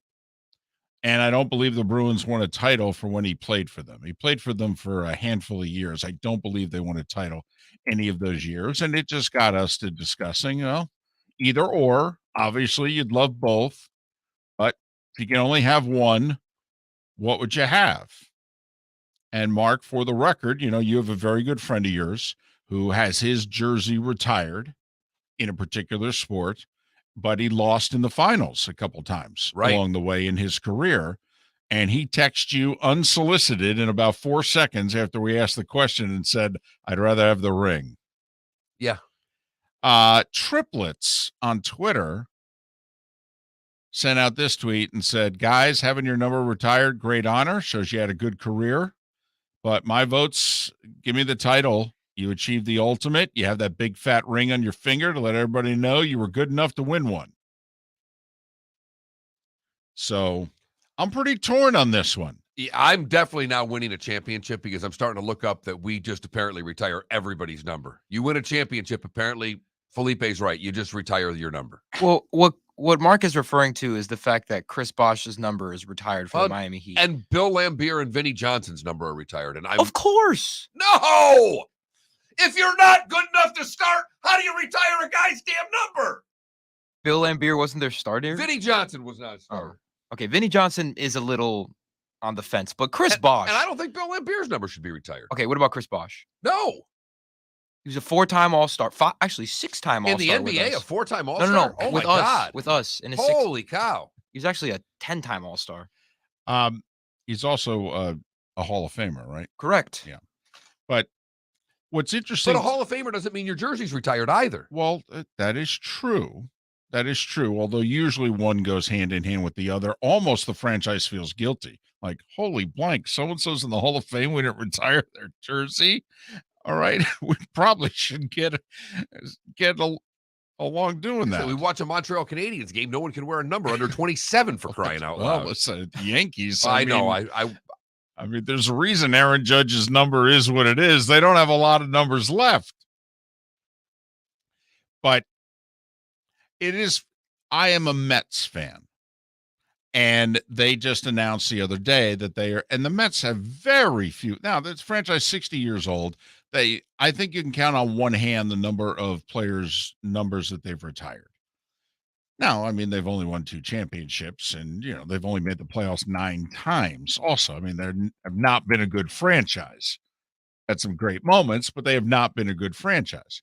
But they came out and announced that they are retiring Keith Hernandez's number. And to Mets fans, that's like, oh, this is long overdue. Absolutely. He played 6.5 years with them. Yeah, I wouldn't think of him as a Met if it weren't for Seinfeld. No, I mean, okay. My first thing of him, I don't think of him as a Met first. If you know what I mean. I do. And there are a lot of instances of that, like Chris Bosh, who had a whole career with Toronto, and then he had the rest of his career with Miami. And you're like, now I think most people think of Bosh as a member of the Heat, but he actually made his bones as a member of the Raptors. He was in Toronto, and you might as well be in the witness protection program at the time. You brought him as played hardware. The same number of years for each franchise. Exactly. Right. Exactly. But obviously was a part of something in Miami as opposed to just being a great player on largely mediocre teams in Toronto. And that's kind of, to me, that's part of my jersey retirement. Well, you played on a bad team and you were really, really good. And I need to recognize you because we screwed your career and we didn't give you any support. But I think we retire numbers a little too easily these days. Well, and there are those that argue that we give out quite a few honors. Like, for instance, remember we had the debate a week ago, John Lester retired? And it was pretty much decided between Miller and Moulton and almost every single person who chimed in listening to this show that John Lester was not a Hall of Famer. Well, I got in the car and started listening to Sports Talk Radio over the next 24 hours, in which apparently every single person thinks John Lester's a Hall of Famer. I mean, we are so in the minority about John Lester, it's embarrassing. 200 wins, exactly 200. And yes, was a part of 3 World Series teams and was a great playoff pitcher. He was. John Lester was not John Lester did not have a great career over 15 plus years. John Lester was a great postseason pitcher. He was. He wasn't Koufax, but he was you could argue he's one of the top 10 starting pitchers in postseason history. I mean, he was that tremendous in October. If that's the case, that's what would get him in, because we now equate Hall of Fames with postseason. So that was one of those that was really eye-opening for me, where we did the show and we were like, listen, John Lester was a good to very good regular season pitcher. But come on, the Hall of Fame, you got to be kidding me. And the masses were like, you guys are idiots. John Lester's a Hall of Famer. And to me, that's like, wow, are we lowering the bar here? Or are we just emphasizing what's really important? Well, and like back to the Bosh thing. If he plays his whole career in Toronto He's not going to win the championships. He's going to be every bit the player he was. I doubt he gets into the Hall of Fame, and he sure as hell doesn't get his jersey retired. So joining a group and being a part of a big three where you're the third, clearly the third, and there's never going to be an argument on that, Obviously. with anyone. That's what got him into the Hall of Fame, for going to be the third piece. That, to me, lowers the bar of Hall of Fames, lowers the bar of jersey retirements. That's just me. Doesn't mean he's not an incredible person, an incredible basketball player, and overcame a lot of personal difficulties in his struggle. I'm not knocking the man. I just don't think we have to automatically say, well, you won 2 championships, you were in the All-Star game, you're now a Hall of Famer and retire your jersey. Because if I didn't have these other 2 guys here, we wouldn't be doing any of it. Not a damn thing. I hear you, Mark. But That should be special. I mean, really special. Listen, I hear you. He grabbed the biggest rebound in Heat history, and he had one of the biggest blocks. Then does Bob Horry get in? I mean, do you want to put him into the Hall of Fame? Because he's made a lot of big shots. We can't start putting guys in the Hall of Fame because they grabbed a rebound, for the love of God. He was also a 4-time All-Star in the Big Three era. Those 4 years, he was the All-Star every year.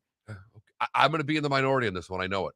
But I think all Hall of Fames are watered down. Look, one thing that you will disagree with is when we put Udonis Haslam's number in the rafters. Actually, no. No. See, actually, I have no issue with that. Okay. Because when I think Heat, I think more of Udonis Haslem than I ever would.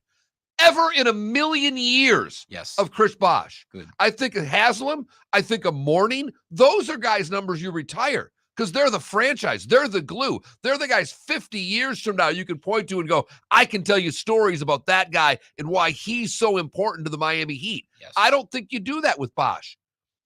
He's part of the story of the Heat because he's part of the big three. But without the other 2, he's not part of the story. And Udonis Haslem is, my God, he's the Heat. Yeah, he is everything about the Heat. He should have his jersey retired. Do you think Hardaway should have his jersey retired? That one I don't really know about. That No. I don't think so. No. You know who's interesting about this is the Steelers. Because the Steelers have, 74 guys in the Hall of Fame. Right. I mean, if you're a very good player on the Pittsburgh Steelers, apparently that gets you straight into the Hall of Fame.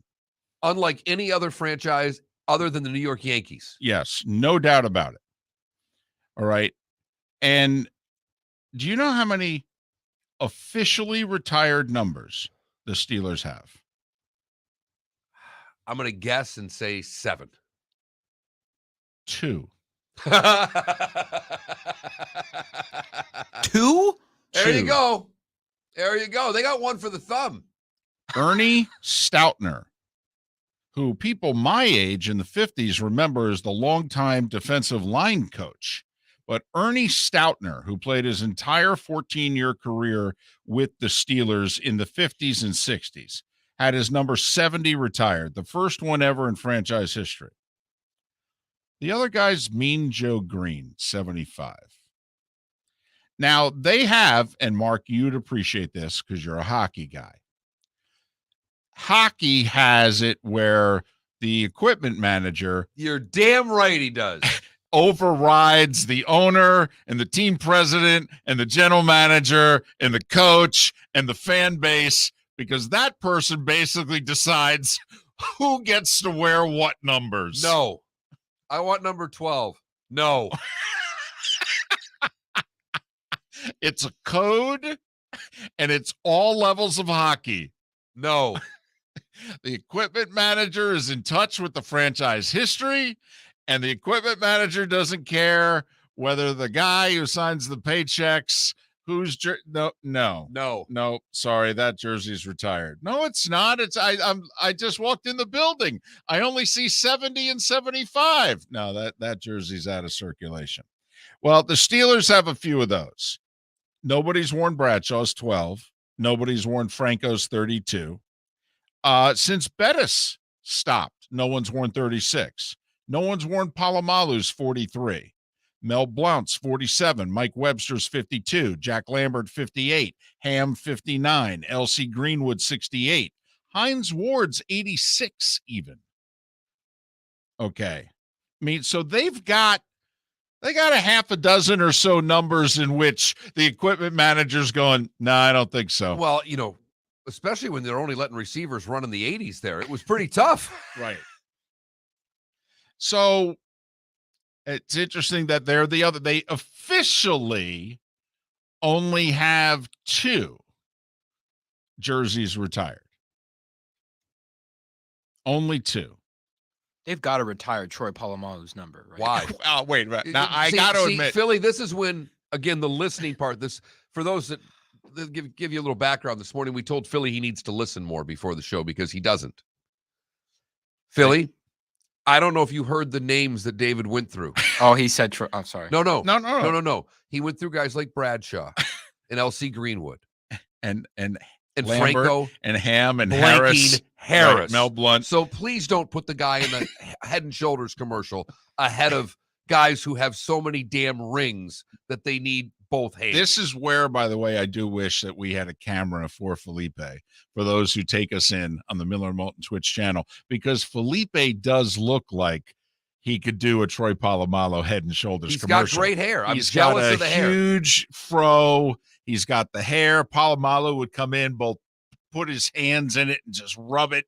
I'm telling you right now, you should start going to a salon. I mean, you can't afford it yet, but when you can afford it, you should start going to a salon. Didn't think this segment would go this way, but Never here know. we are.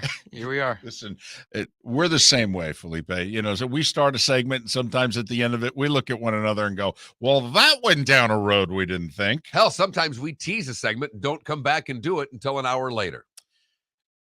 Is our poll question essentially, who would you rather be, Dan Fouts or Dan Marino or Jim McMahon? You know what I mean? I mean, we're asking, which would you rather have? Yeah. A championship or to be an all-time great? I mean, Dan Marino gets attention like he is a Super Bowl champion, but he is not. We all know. And so that's we're all thank you for enlightening any young us Dolphins, any young Dolphins out there? Come on, I gotta inform them. And middle-aged Dolphins. Who are you kidding? Don't kid yourself. They don't have to be that young. If we put names in place of, and we could do it in all sports. With basketball, I mean, there are many all-time greats who unfortunately never won a ring. You got Stockton and Malone, you got Barkley, you got Ewing. I mean, we could always versus, Big Shot Bob. Well, who's got, John Sally, right? Who's got just 5 rings? Yeah. And so I guess that's what we're asking. I'll take the ring. That's our poll question. That Mark Miller, the David Moulton. We are Miller and Moulton, and this is the Florida Sports Network. We've hit the divisional round of the NFL playoffs, and DraftKings, the official daily fantasy partner of the NFL, still has huge cash prizes up for grabs. This week, new customers can get on the game and play free for millions with their first deposit. There are only a few weeks of football left, so draft your squad now. Playing daily fantasy football simple. Just pick your lineup of NFL stars, staying under the salary cap, and score enough points to bring home cash. And with a free shot at millions of dollars in total prizes, you'll feel the action of the divisional round like never before. DraftKings, safe, secure, and reliable. Best of all, you can deposit and withdraw your cash whenever you want. Download the DraftKings app now and use the promo code M&M to play free for millions. That's right. Enter promo code M&M to get a free shot at millions in total prizes with your first deposit. Get in the action for the divisional round only at DraftKings, the official daily fantasy partner of the NFL. Minimum $5 deposit required. Eligibility restrictions apply. See DraftKings.com for details. You are listening to Miller and Moulton on the Florida Sports Network.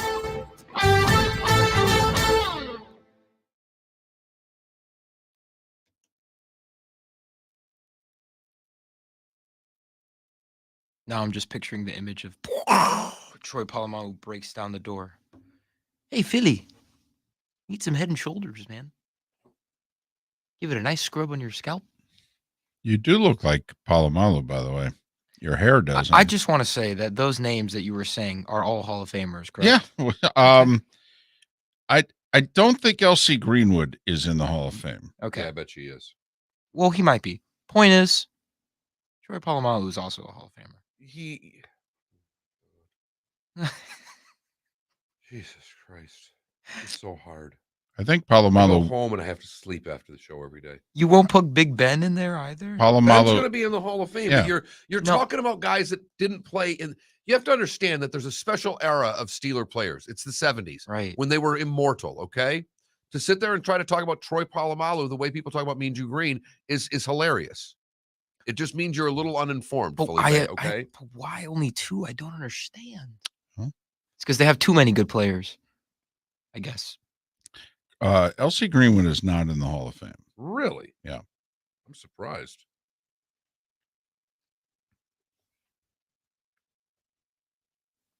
He is the only Steeler that they have lobbied for, basically, to get in the Hall of Fame that the Hall of Fame committee has said no to.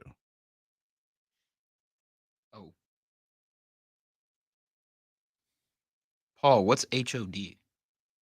I'm confused.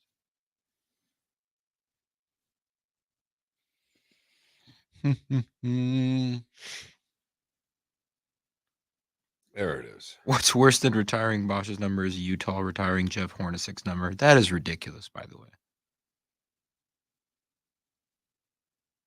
Well, he was the third wheel for the Jazz during their runs to the finals. And you got to remember, in their history, that's the best they've ever done. And he was the third best player on those teams. Now, I'm with you. Right. To me, he's not worthy of having your number retired. He was an all-star once in his career, and it was with Phoenix. It is a good point. Like, who would you rather be, Kenny Smith or Charles Barkley?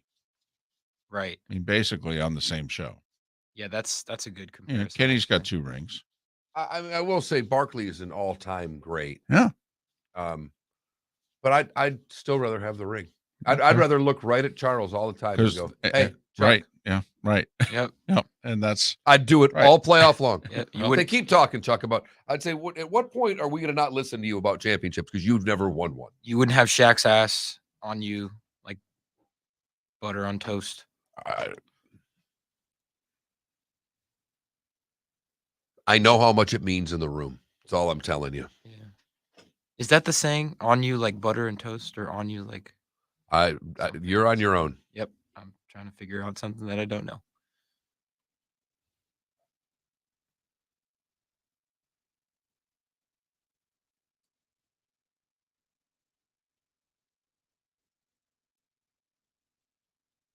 he did get a second ring. He was Favre's backup on his championship team.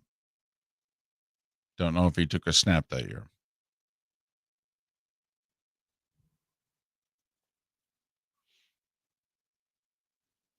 Like Brady's going to get his. You watch. Brady will get his number retired. By the Bucks? Absolutely. I'd mean- name the bet. He got there and won. But he's going to play there 3 years. Do you think Kawhi will have his number retired in Toronto? No. I don't know. I mean, No. they love him. They weren't even mad when he left. No. They were salty, but not really.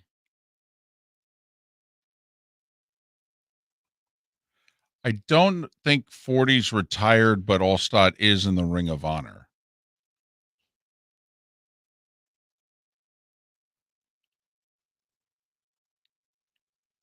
Uh, 15 seconds. Thank you, Hops.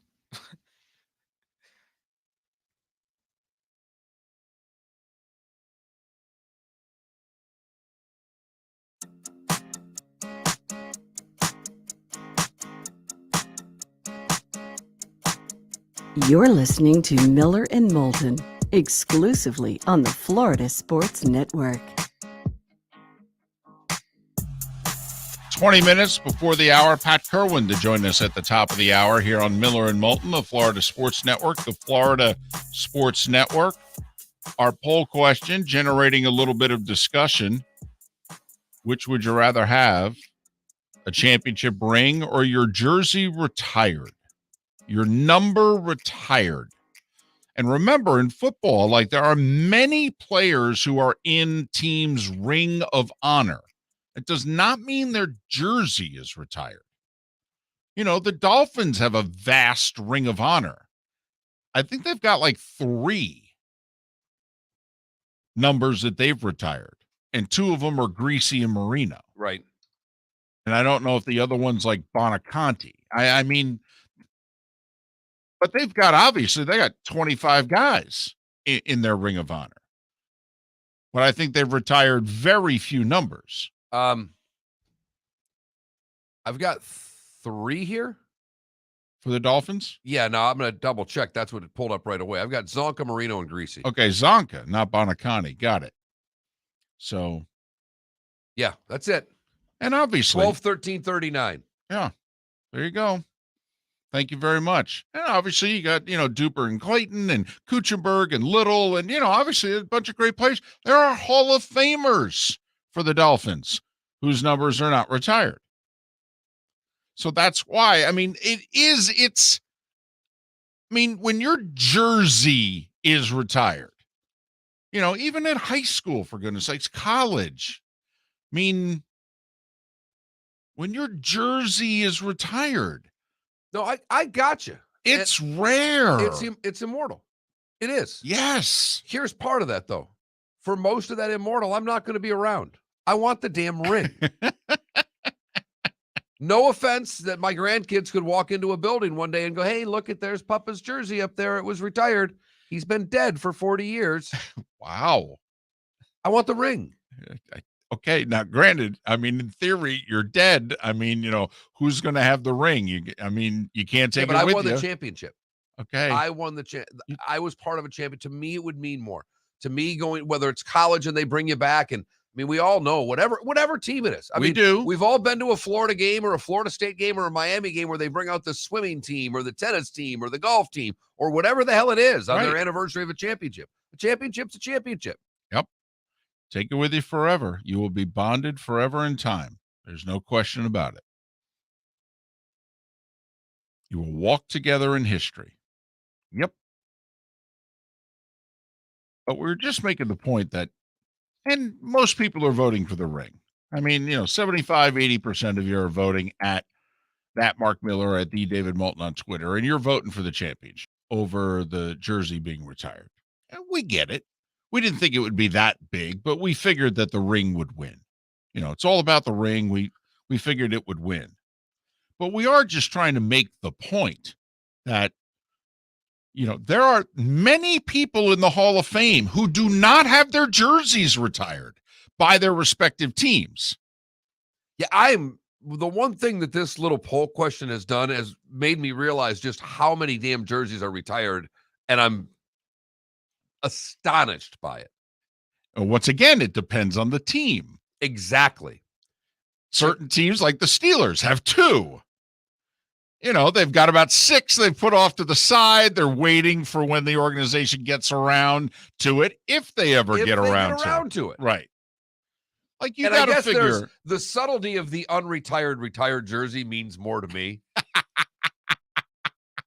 Your jersey retired? No, but nobody's worn it since I played. Right. I actually, there's part of me that finds that to be even cooler. Like, nobody's going to wear Roethlisberger's jersey again, right? No one's going to wear number 7. No. All right. But they may never get around to retiring it. If 12 ain't retired, 7 ain't getting retired, David. That was my thought. He hasn't played in 38 years. And he's all over TV and everything. If 32 ain't retired, 7 ain't getting retired. No, I don't know what to tell you. There's a statue of 32 at the damn airport. Yes, David. there is. Okay, at the airport. Yes, there is. And you can't get out of the airport without seeing the statue. Cannot get in and out of Pittsburgh without seeing Franco Harris. Damn right. He is in the Hall of Fame. Is his number retired? No. Anybody wear it? No.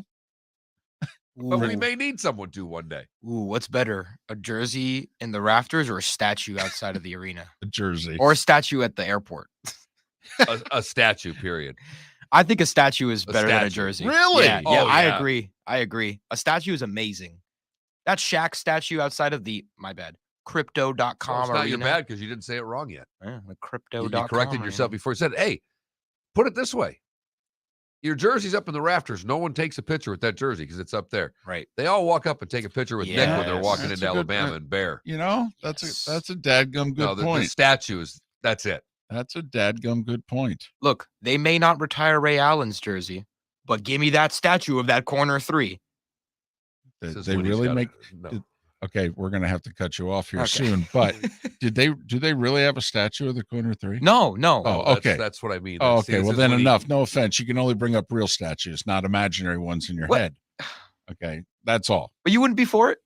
No. No, One of the greatest shots in the history of basketball. No. no, it's the biggest shot in that. But it's- Okay, I'll go with that. It's a big shot. It essentially determined the outcome of a finals. It's a not one of really the- big shot. It's the biggest shot in Heat history. And for NBA history. It's a Top 10. no. No? I don't know about 10. No. It'd be close.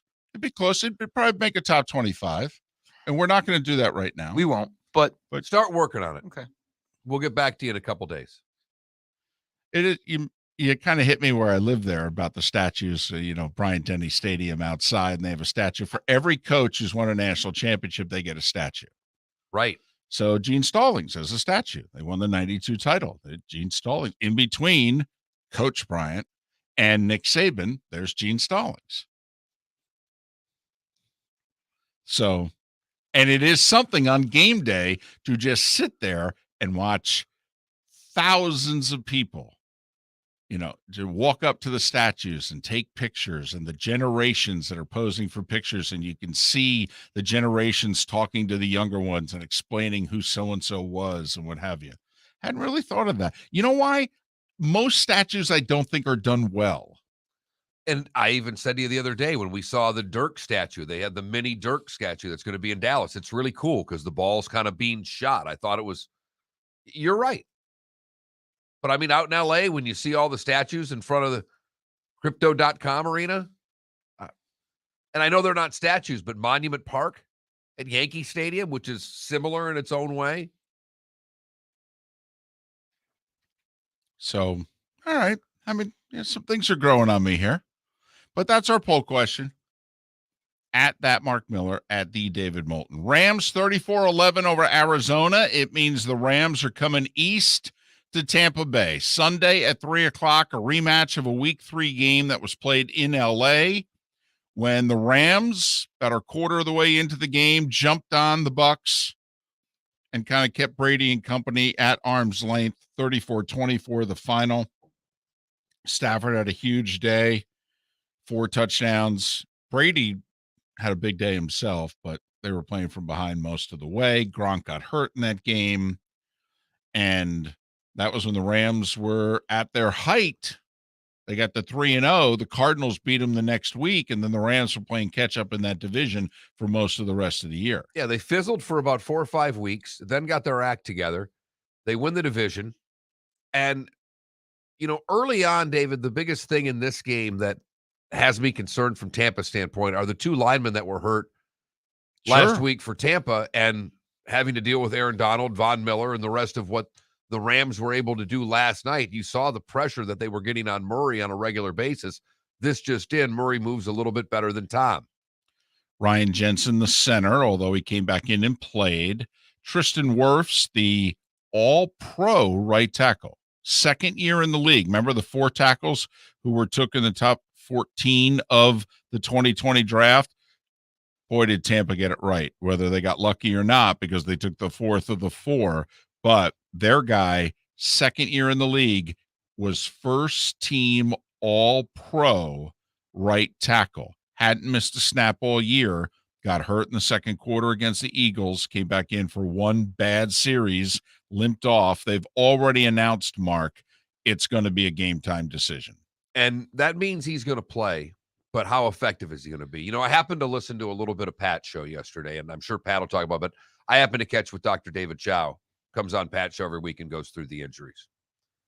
And I want to get into the games more with Pat than break down injuries. But as Chow said, he says, he talked about there's 3 sets. There's the player, there's the team, and there's the doctors. And any one can veto the other. One veto will override all of it. But during the regular season, the questions are like, well, if we keep him for another week, We could lose a month. Whereas in the playoffs, those questions aren't even asked. Can he go? Is he going to hurt it any worse? Okay, play. And he just said about Wirfs, he goes, you know how important the playoffs are when a guy hurts himself that way and goes back in essentially to embarrass himself in the next series because he couldn't block in the next series. That's the playoffs versus the regular season. That's what a guy will do just to get back into the game. And man, oh man, if they don't have him Sunday, that is a huge hole for Tampa Bay, David. It will be. There's no doubt about it. And it will match up with what is one of the strengths of the Rams. There's no question about it. And we talked about the little people don't like it when we use the word luck.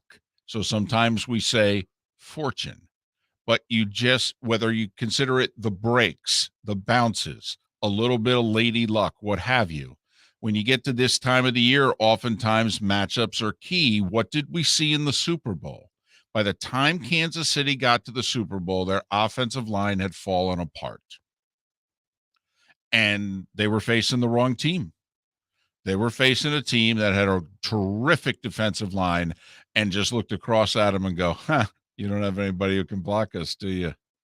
You're a really good team, too.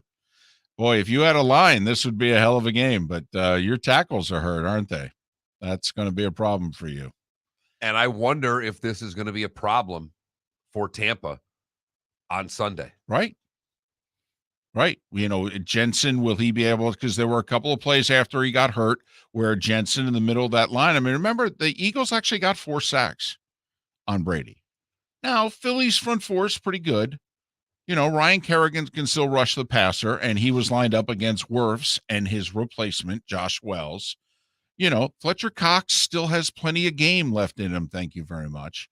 And so they were able to, by just rushing 4, get 4 sacks on third down also, when all those sacks happened. And I think the rest of the Ram defense is better than the rest of the Eagle defense. You know, I think the back 7 in LA is better than the back 7 was in Philadelphia. So the Rams are going to be able to rush forward. I think to be able to defend. You're also dealing with not the same receiving core for Tampa Bay right now. It's a lot stacked against the Bucs that was actually in their favor in the first meeting, David. Yes. And also that was in their favor last year as they were all but Vita Vea healthy, really, in the playoffs last year because O.J. Howard was out, but he was their third-string tight end, really, on last year's team, just like he is this year. But, you know, they have a lot more injuries this year. The one thing I will argue, though, Mark, is that the Cardinals couldn't take advantage of it last night, but I do think the Rams are vulnerable at the safety position. And I will say, this is the offense that could take advantage of it. Well, we thought that Zach Ertz was going to be able to, and you listened to Riddick the whole game and sense that they couldn't get those passes away and not the time. This Gronkowski character is pretty good over the middle the last time I checked, David. And Brait and Evans, and they got the quarterback and the offensive system to really take advantage of that. But what is the one thing they need? They need just a little bit of time. So you can already see that's going to be the game within the game there between the Bucs and the Rams, particularly on that side of the ball. Pat Kirwan will join us next. We'll go through Super Wild Card Weekend and maybe look ahead just a smidge and talk about regime change in Las Vegas, one of 4 teams now with complete regime change. Miller and Moulton, thanks for being with us. Tuesday edition on the Florida Sports Network. The Firestone Grand Prix of St. Petersburg, presented by RP Funding, roars through the streets of beautiful downtown St. Petersburg, February 25th to the 27th. 3-day tickets are on sale now at gpstpete.com. It's fast, fun, family entertainment jam-packed into 3 days. The weekend is highlighted by the NTT IndyCar Series race taking the green flag on Sunday afternoon. It all happens at the Firestone Grand Prix of St. Petersburg, presented by RP Funding, February 25th to the 27th. Get your tickets at gpstpete.com to secure the best seats. We've hit the divisional round of the NFL playoffs, and DraftKings, the official daily fantasy partner of the NFL, still has huge cash prizes up for grabs. This week, new customers can get on the game and play free for millions with their first deposit. There are only a few weeks of football left, So draft your squad now. Playing daily fantasy football simple. Just pick your lineup of NFL stars, staying under the salary cap, and score enough points to bring home cash. And with a free shot at millions of dollars in total prizes, you'll feel the action of the divisional round like never before. DraftKings, safe, secure, and reliable. Best of all, you can deposit and withdraw your cash whenever you want. Download the DraftKings app now and use the promo code M&M to play free for millions. That's right. Enter promo code M&M to get a free shot at millions in total prizes with your first deposit. Get in the action for the divisional round only at DraftKings, the official daily fantasy partner of the NFL. Minimum $5 deposit required. Eligibility restrictions apply. See DraftKings.com for details. Bring your big mouth to John Smith Subs and indulge in their overstuffed subs with the freshest quality ingredients. Enjoy our famous steak bomb with perfectly grilled marinated sirloin steak topped with provolone cheese, grilled onions, peppers, mushrooms, crispy bacon, juicy tomatoes, and creamy mayo. Boom! Made-to-order crispy fries can be paired with the Gator, the Cuban, the Chicken Bomb, or the Italian. Love local. Eat delicious with John Smith Subs. Find a John Smith Subs location near you today. You are listening to Miller and Moulton on the Florida Sports Network.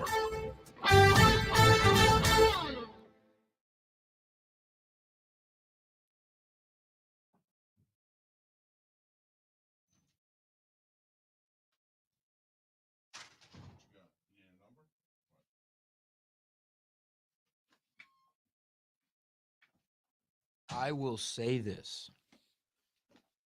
We have a website now, and we post stories on the website.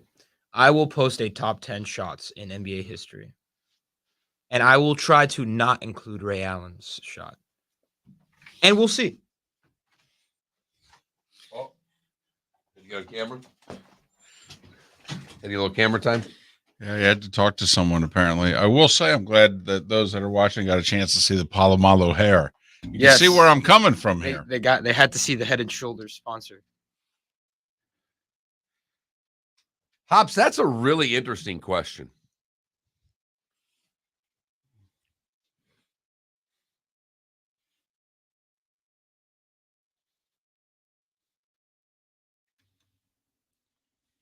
If I were the NFL Network, I'd want him back.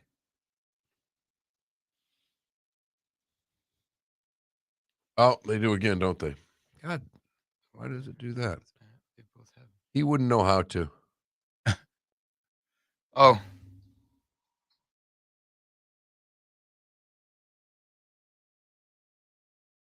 Good call, Kyle.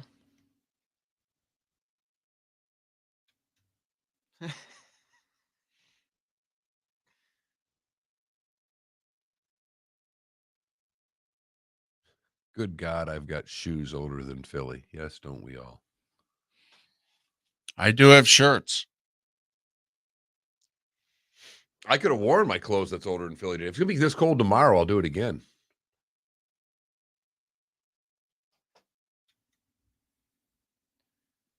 Got to bring some youth, you know?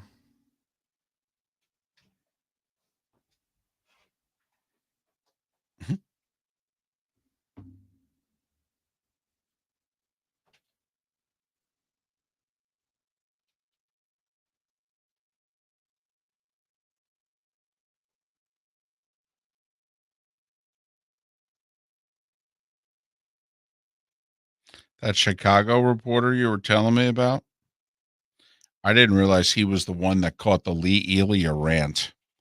He was the radio reporter with the tape recorder. The guy that died? Yeah, that Les Grobstein. I didn't realize he was the one who caught Elia that day. Just going off. Saying 85% of the world works for a living and the other 15% are here at the games. Oh, yeah. Oh, yeah. Uh-huh. It's when the Cubs were only playing day games, too. That was early 80s. That's a pretty good line. They were off to like a 5-14 start or something like that. Yeah, He was not in a good mood.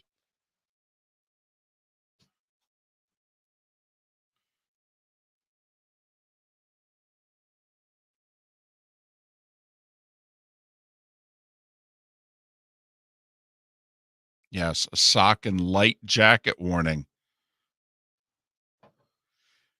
Boy, could imagine what it is I-4 North. I mean, Stay inside. We got 30 seconds. I asked Pat. He goes, "Oh, go see Brady." I was like, Well, Pat doesn't like basketball. "Well, obviously not." I knew he was going to say Brady, but he said it with such confidence. I like that. I don't know.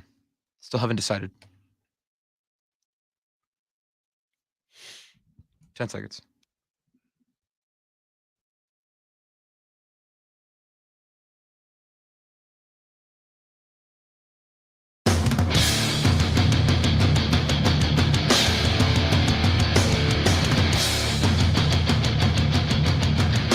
You are listening to Miller and Moulton, exclusively on the Florida Sports Network. And now here's Mark Miller and David Moulton. top of the 8 o'clock hour. Thanks so much for being with us, Miller and Moulton, the Florida Sports Network. The Florida Sports Network, and thanks to our new listeners in Lake City. Welcome. Miller and Moulton, joined once again by Pat Kirwan, he of NFL Radio. Weekday afternoons, he is moving the chains. He also does a Saturday edition with his co-host, Jim Miller. And he's part of CBS's NFL Today show, and he joins us courtesy of Pinchers from Tampa to Key West and a dozen locations in between Pinchers, because you can't fake fresh. Pat, I got to be honest with you. Super Wild Card Weekend was not super. It was interesting, but it wasn't super. Well, depends on how you look at things, David. I was entertained by the football, and I like that. Well, I like that all the division winners won except Dallas. So it kind of bears out who the best teams were. So I do like that. But I was impressed by the 49ers. I really liked their style. They came out of the blocks and they were just looking to punch Dallas right in the mouth. And they did so. I don't think there were that many officiating conflicts. People want to add the last play of the Dallas game. I'm not. The quarterback blew that one. But the issue with the Burrow touchdown and the whistle, and the inadvertent whistle, if you would like to call it that, really, that was about it. And then a couple of injuries.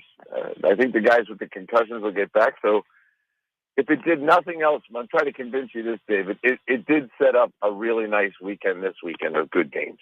Oh, absolutely, Pat. There's no doubt there, but I mean, we had two what you would call good games, I guess. The rest were not. But, Pat, let's talk about Dallas. You brought that up. San Francisco was terrific in the win. Stephen Jones comes out and says, we're keeping McCarthy. One, do you believe him? And if you believe him, is that the right move? Yeah, they can't get into the carousel of coaches. I mean, we see the teams that do this all the time, and they're going nowhere. Look at the Giants now. And I talked to someone at the Giants yesterday. I think they're frustrated that they've had to go down, or at least they think they had to go down this path. I don't think they should blow up the Dallas Cowboys situation. They just won the division. And I don't think they're ready for the Super Bowl run. I think they're a good team, maybe a player or two away from being a real contender next year. They won enough games to get in. They had, I think, the best conference record of all teams that played. I think they had 10 wins in the conference. So, yeah, there's no reason to fire Mike McCarthy. Pat, I believe the Cowboys need, quite frankly, they need another Bill Parcells. They need somebody to walk in and say, you guys all have TV and radio shows. You are all celebrated here for going 6-0 against the NFC East. There's nobody in this room who's ever done a damn thing. You guys need a reality check. Here's what the rest of the league thinks of you. You haven't proven anything. Now let's go out and actually prove something. And Jerry has resisted ever since Bill having a coach like that. I think from the top down, Jerry saying that this is a Super Bowl team. This team was 6-6 against teams that weren't from the NFC East. I mean, Pat, I don't know if there's an organization that's good, that's winning, that needs more of a reality check at the same time than Dallas. Well, I agree with you, but the profile of the guy you're looking for won't take that job. because he's got to battle Jerry and Jerry's euphoria on a daily basis about how great we are. He has his own radio show. He talks about his great players. So that the guy that you're talking about, the Parcells-like guy, he's not going to be able to be like Parcells. And if he was, Parcells would have never left. But you're dealing with Jerry, and all the things you described as the inflation of egos, the softness, those things are driven by Jerry. He loves his team. He's the spokesman of the team. There's not a player on that team that thinks anyone else is in charge but Jerry. So a high-profile tough guy. Oh, let's use Bill Cowher. He's a good example. I'm very close friends with Steven. Years ago, he said to me, "Is there any chance you can get Bill to coach again?" No, there's no chance. And they were looking for one, but they want one to come in and cure their ills. That guy does not exist. He won't exist, and he'll never be the guy they hire. And I think it's at the end of the day, Jerry, if that guy ever showed up there and tried to be the guy you described, Jerry would walk him out the door. You know, I'm with you 100%. And as we were talking about that situation, we were talking a little bit about the Arizona situation. And to me, the teams are eerily similar in that I don't know how good they are. I know that Arizona has to maybe learn, and I don't think blowing things up in Arizona, there are people that think that'll happen too. I mean, Pat, isn't there something to learning how to do this? Kyler Murray's not been there that long. And yeah, they fell apart 2 years ago, and they fell apart a little bit this year. You know, Pittsburgh fell apart 2 years ago. No one was talking about firing Tomlin.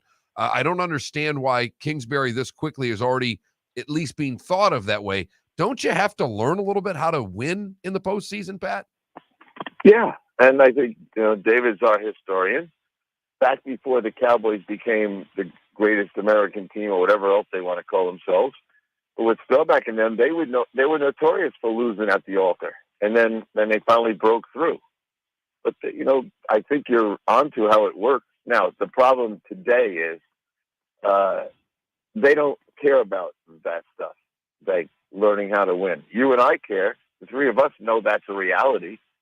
But people think once the fan or the media determine this is a very good team and you are screwing it up, most of the time they're overrating the talent on the team. That's the first thing they do wrong. And then they think the quick fix is the way to go.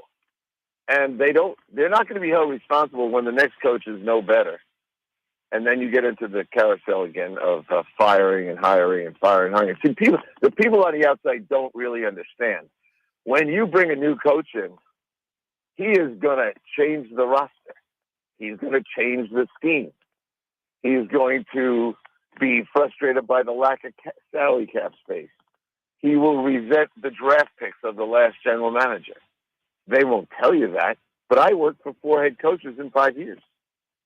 I saw how it goes. Every time we had to change who was next. So it gets a little ridiculous. I don't know why people don't read the book on the Pittsburgh Steelers and the Baltimore Ravens. They weren't great teams. Is anyone talking about firing them? No. You want to know why? Because they know the owners aren't going to do that. But you take the bait when you start getting involved with this kind of stuff, and then you think you got an owner that might do it. And then you cry, the media cries for it, and then the fans are trained to cry for it. So it's not really healthy. Pat, there was noise. There were rumors about Mike Mayock's future, particularly when the Raiders were 6-7. But even when they were 8-7, I was hearing the whispers out on the road. But they win their last 4. They make the playoffs. The future does not look awful. And yet, obviously, Mark Davis has decided to go complete regime change. 1, are you surprised? And 2, do you think he has a plan? Like he pretty much already knows and he's got 2 guys in his back pocket? He must be talking to a couple guys that want to bring their own entourage, a high-profile coach who has had enough of experience to know I want to be the GM too. We can hire someone and call him the GM, but I'd like all the power. And that's usually why you let Mike go. Otherwise, you would, David, you know this for sure. You don't let guys like Mike go before the draft. Never. Mike's been working on the draft since last April. So you paid for that knowledge, and you're going to let that knowledge go. So it tells me that they've got someone in mind that's going to bring their own GM and do their own thing. So, nope. Your real question, and the most important one, is does Mark have a plan? I don't know how Mark would be able to have a plan. Now, I don't know who he listens to, and I don't know who his confidant is, if you will. So if he's doing this on his own, watch out. But I have a feeling he's listening to somebody somewhere, and pretty scary because it's a nice football. It's a nice football team. It's not a great team, but it's a nice team. A little bit of tweaking, and you might be able to stick around and get a Super Bowl out of this group in a year or two. But it's kind of shaky now. And I'd say this. I said it yesterday. I was talking to Mike after the whole thing happened. I said, Mike, your body of work, when judged by general managers, owners, is good enough. But you're going to get the college scouting director job. It happens to all of us. Head coaches that are fired typically become coordinators. GMs that are fired typically go back and run the personnel department, whether it's pro or college. And then, like Jeff Ireland, you run the division or something, and then a couple of years later, the experience you had at Raider country plus what you're doing now will make you another candidate again. So I think Mike is good enough, and I think a lot of guys know that he works hard. I hope he doesn't go back to the media now that he got a taste of it. Think about this, the last thing on Mike. He never had a job in the NFL, and he went right to GM. There's hope there's a for lot to what you're learn telling along me the is way. that Pat, you're telling me there's hope for Moulton after all? Is that what you're saying with that? David, there's still a chance you can go right from media to GM. Pat, as far as I did give his phone number to Mark Davis. Why don't you give it to the owner of the Giants? I couldn't have done any worse. That's not a way to get a job. To guarantee you can't do any worse. That strikes me as defeatist. I don't know. Maybe I'm wrong there. sounds like someone who's conducted an interview or two before. He is Pat Kirwan on the show, joining us every week on Tuesdays and Fridays, courtesy of Pinchers. Pat, of the games, of the teams, who were you most impressed with their win? Was it San Francisco, or was it like the Bills and how great they were? The Chiefs, how great they were? What win impressed you the most? Buffalo. I think we saw the real ceiling of this quarterback. He's a phenomenal player. I think you could almost, now this was unheard of a year ago, but you could almost put him up against Mahomes for which one would you rather have. The guy has all kinds of skills. I wish he didn't run so physically all the time, but he made many players miss him in the open field. Plus, when he felt like running some people over, he could. That power sweep they ran the first drive, it was like, are you kidding me? That was scary looking with a guard in the center pulling in front of him. Yeah, I like them quite a bit. I recognize that he has to play like that for them to be Super Bowl team. But he's very, very talented, and I was very impressed with that whole team. He's Pat Kirwan, NFL Radio, weekday afternoons. The show is Moving the Chains from 3 to 7 Eastern. He and his co-host, Jim Miller, they also do a Saturday mid-afternoon show most of the year. And Pat joins us courtesy of Pinchers, from Tampa to Key West and many points in between. Pinchers, because you can't fake fresh. More with Pat after this on Miller and Moulton, the Florida Sports Network. We've hit the divisional round of the NFL playoffs, and DraftKings, the official daily fantasy partner of the NFL, still has huge cash prizes up for grabs. This week, new customers can get on the game and play free for millions with their first deposit. There are only a few weeks of football left, so draft your squad now. Playing daily fantasy football simple. Just pick your lineup of NFL stars, staying under the salary cap, and score enough points to bring home cash. And with a free shot at millions of dollars in total prizes, you'll feel the action of the divisional round like never before. DraftKings, safe, secure, and reliable. Best of all, you can deposit and withdraw your cash whenever you want. Download the DraftKings app now and use the promo code M&M to play free for millions. That's right. Enter promo code M&M to get a free shot at millions in total prizes with your first deposit. Get in the action for the divisional round only at DraftKings, the official daily fantasy partner of the NFL. Minimum $5 deposit required. Eligibility restrictions apply. See DraftKings.com for details. You are listening to Miller and Moulton on the Florida Sports Network.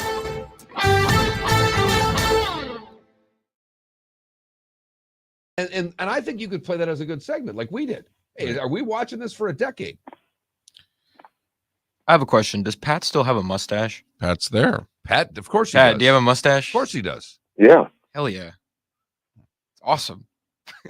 I didn't know if the 1980. picture. I didn't know if the picture you used for him was old. 1980. Since 1980. 1980. Look, it's never coming off. My wife is begging to, but I said, no, you're not in charge of me. I'm not in charge of you.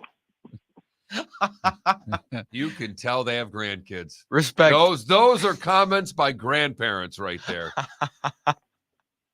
I don't know, Pat. 1986. If she would have asked, it might have been a little different. Well, apparently it wasn't. Did she ask then, though? I think she asked once and then realized there's no reason to ask. Come on. You got to steer your own ship. You know, Pat, and I know beginning next year, it's not going to be just all NFC and all AFC for Fox and CBS, but you got to like the fact that CBS is going to have Mahomes and Allen. You know, I mean, this could be, you know, Mark was mentioning this, you know, you had Brady, Peyton, and Roethlisberger. I mean, you've got Burrow, Mahomes, and Allen here. This could be your Herbert. next. Don't forget Herbert. Well, it's gosh, yeah, I guess they can get out of 5,000-yard thrower. I know. Can they? If they just need to get out of their own Matthew way, Stafford 2.0. Yeah, that's. But I'm with you. But I I mean, don't think so. I think the coach has to go. Okay. Mr. Defiant. I'm an analytics guy, and the real football people know why I did that. Well, your team's not in the playoffs because of you. But I think you guys have your next generation. Young quarterback. Yep, absolutely. So would you say that the AFC? What conference is more of the future of the NFL? The AFC or the NFC? AFC. I'd say AFC. Yeah. AFC. The problem with the AFC, I'm a CBS guy, is we have the small city teams. Yep. You know, and so if you had Justin Herbert in New York right now, forget it. Wow. You know, even if he was in Miami instead of Tua, forget it. But don't get me started on that. And this is a shitty draft for quarterbacks coming up, so it's not like the NFC can catch up right now. And it might be 2 years before they start to catch up with, you know, a lot of draft picks in the quarterback world. And by then, all these young guys are going to be the established superstars. Yep. Dave Cowens, one of the most forgotten MVPs. Hey, enough, please. Okay, sorry. You know, we were talking about the other day, Phil Sims and I, how underrated Danny White was. We just got into a conversation about absolutely that never got recognized properly. Absolutely. 3 straight NFC championship games. Yep. Yeah. Not only that, had the clutch gene like Staubach did. The Cowboys continued all their last-minute wins under Danny White in the early 80s, and it's like he never got credit for it. No, and what's his name? Gil Brandt brings it up to me a lot. So we just got talking about guys that were, you know, under the radar is kind of a stupid term, but it's like they never got their due. Kenny Anderson, another guy. There are a lot of people, Pat, especially now in the analytics world, that are making the case that Kenny Anderson should be in the Hall of Fame. Yeah.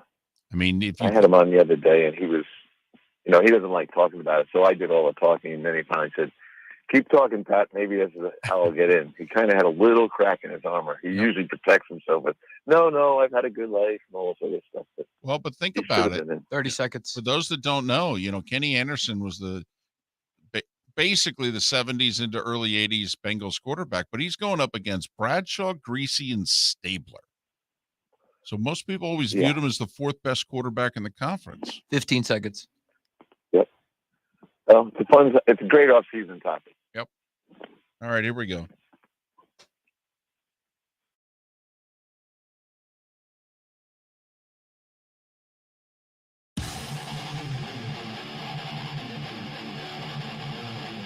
You're listening to Miller and Moulton, exclusively on the Florida Sports Network.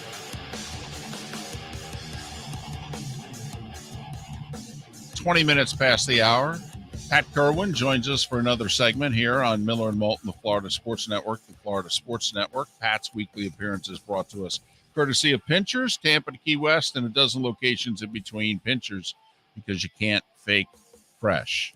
Pat, can you conduct a GM search and a head coach search at the same time? Or do you have to basically hire the GM first before you can hire a coach? I mean, franchises are going about it differently. Who's got it right?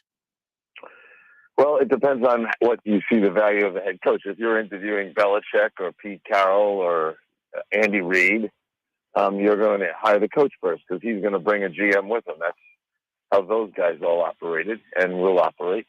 Andy brought his GM. Pete brought his GM. So that model is out there. It's the less popular model because you need a guy who's going to be the head coach that's dynamic and can handle a lot of jobs. If you're in the traditional method, you always hire the GM first, and then you hire the coach. What GM wants to take a job where the coach was hired by the owner before while you were being interviewed? What does it say about how he sees you as the GM? Not very good. Pat, when you look at San Francisco and what they were able to do to Dallas, kind of just looking forward a little bit, talk about what they did to Dallas and how many of those things they'll be able to do this week. Well, run the ball is the opener, right? Everyone knows that. Right. And they want to run the ball, and they have 1,000 ways to run it, and they've got a half a dozen guys that can run it. That's the first problem that Green Bay is going to have. And I'm not a big believer in, you run the ball to keep Rodgers off the field. That thing doesn't work. And it's a bad way to look at football. It's like we're afraid of him, so we're going to try to keep him on the sideline. Well, Rodgers doesn't need a lot of time to beat you. But San Francisco is going to go into this game excited because they had the lead with 37 seconds to go the last time they played them. And they are going to see themselves as we should have won that game. And they're going to be encouraged to stick with what they have. And Garoppolo is good enough to win with. And, we can all look at one or two things we didn't like that he did. But in general, he gives their head coach the best chance to run the whole playbook. And that's what, Shanahan wants to do. So run the ball. And then, I don't know, I hope Bosa plays. Dr. Chow told me yesterday he thought he'd clear. I said, I don't know for sure about that. But a lot of guys this year have been clearing in 1 week. Last year and years past, the concussion was a 2-week episode all the time. But I do think Hendrickson and Bosa have a very good chance to clear. And they have a ferocious front. Green Bay the quarterback is awesome and he gets rid of the ball. And all the reasons Rodgers is the best, but San Francisco will get after them pretty hard. And they did last time and they'll do it again. Well, and the Niners also only do it with 4. They very rarely bring more than that. And if you go back to the NFC title game last year, I could argue the biggest factor in the Bucs win was they sacked Rodgers 5 times and they hardly ever blitzed. And San Francisco got pressure almost 1 out of every 2 snaps against Dallas, just rushing 4. Don't you think, Pat, that we're going to talk all, San Francisco running and Garoppolo and the weather, but doesn't it basically come down to the Niners front 4? And if they win, the Niners have a damn good chance of winning. Yes, I agree with that. But the front 4 only is a good front 4 if Bosa's there. So we're holding our breath for that part of it. Well, and the other side of this, too, and you look at the other game, obviously, last night, the Rams, Pat, you said it when we talked on Friday, the Rams have owned Arizona. They're able to get to Murray. They were able to sack him again last night several times. And when I look at Tampa's offensive line with their center and their tackle both getting banged up in the win against Philadelphia, I'm scared to death if I'm Tampa of what the front 4 of the Rams is going to be able to do. Because this just in, Murray moves a little bit better than Brady. I agree with you. I think they would have loved to play Arizona. And when they saw the way this team looks, Cam Akers looked real good on the offensive side. The defense, Von Miller, they already got their money's worth in the first postseason game with him. So, yeah, I agree with you. It's going to be tough. And then Tristan went back in the game, and I think compounded his problem. The Dr. Chow said, the center, yeah, he played on emotion and adrenaline, but today he may not be able to even bend over. So there are some problems there. But Brady, the computer brain, he'll just shorten the stuff. Everything will be out of his hand in a half a second. Because he's going to say to himself, they can't block, so I'm getting rid of the ball. And that's what they'll do. So with the extra guy that doesn't have to blitz, David, I would be packing the underneath zones. And I would have it maybe at least 5 under, but more than that sometimes.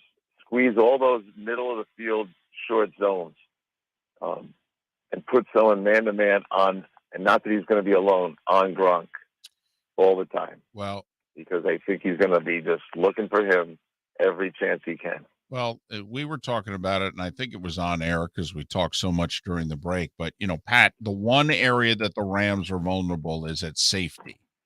But in order to take advantage of that, you have to have just a little bit of time. But the Bucs have 2 really good pass-catching tight ends. And to me, that's kind of the game there. Can Tampa hold up front so that Brady can just expose the heck out of those safeties? Well, now you've asked me to have him hold the ball a little longer. That's the next problem. Right. And so if the 2 linemen were out, which I don't know that they will be, but if they were out, then you're asking me to do something I don't think Brady wants to do, because he don't like getting hit now. And their answer to that is blitz inside.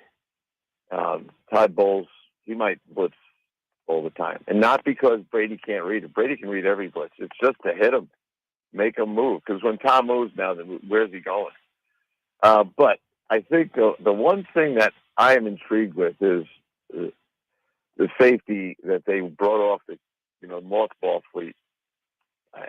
He might be good enough to help out here. And getting to those safeties, yes, that's hard. The way I would do it is get them off the cover 2 look and throw deep outside to Mike Evans, which they love to do. And when you do that, be an 8-man protection and make that safety come off the hash mark and see how well he does that. That is the one way I'd do it. They didn't have to use him a whole hell of a lot last night. I mean, that was probably the best thing that could have happened for the Rams. I mean, as far as, and I know you had Dr. Chow on yesterday and trying to analyze the health. There's no way you can do it with the Rams right now, but they got out of that game with an easy win, and they got out pretty cleanly for a team that was a little banged up heading into the game. Yeah, I'm like, people were debating. A lot of people tried to advertise that game as this is the hardest game to figure out, Arizona and Rams. It wasn't hard for me in the sense of I just bluntly said, I'm betting on Sean McVay. That guy has taken teams to big games. He knows how to do it. And I think he's going to look at this event coming up and be very happy, especially if that line's wounded and what he has on offense to encourage points, which always leads back to, do you trust Stafford? And I don't. Pat, and my final question is off subject here. When you interviewed guys, or you were in the room interviewing guys for a head coach, I mean, you're trying to find out if they're a leader of men. At least I think you are, as opposed to whether or not they can do the chalkboard. How do you find that out, quite frankly, in an interview? Well, you put them on. See, these things that they're doing now are not interviews, right? They're screenings. And if you were hiring an NFL head coach or GM, here's a bare minimum: a full day with you, football in the morning, administrative duties in the afternoon, and analyzing his skill set, dinner to see the person, how he's going to handle himself, overnight, and the next day, a review of the things you have big questions about, and see if there's consistency in the answer. These things they're doing on Zoom are just screening tests, and everyone that I've talked to said, we're screening 9 to 10 and bringing 3 back live. Some guys said they're bringing 4 back live, but that's all these things are. And you could never hire a coach off this, and you shouldn't even think about doing that. Pat, how many teams are not doing what you're talking about? That all day and spend the night and the next day. I mean, that's a grueling process. It seems that not every team wants to be that detailed when it comes to hiring. Do you think everybody's using that process, or do you think half the teams are and half the teams aren't? The only reason you wouldn't, and I do think, Mark, to answer your question, they're all doing some form of a long version. You have to. There's too many dimensions to the head coach's job that you've got to cover. Now, if the GM and the coach work somewhere before, or they have a long-standing relationship, then they don't have to do as much. I can't mention the team, but this is pretty funny. So I called Bill Cower and I say, hey, this guy's up for an interview at this team. Would you make a call? And he knows the guy. If he didn't know it, Bill wouldn't do it. He said, yeah, I love that guy. I said, just make a call to the owner. And I gave him the number. He calls up and says, hey, this is Bill Cower. And the very first words out of the owner's mouth is, $20 million, can you come tomorrow? So I guess there's a team that was going to do the short version. He's Pat Kirwan, NFL. That's a great story. Moving the Chains weekday afternoons on NFL radio, and he's along with Bill Cower, part of the NFL Today show on CBS. Pat joins us courtesy of Pinchers. Pat, be well. Have a great rest of your week. We'll talk Friday. I'll talk to you Friday, boys. Thank you. Pat Kirwan, hit him straight. Joining us courtesy of Pinchers from Tampa to Key West and many points in between. Pinchers, because you can't fake fresh.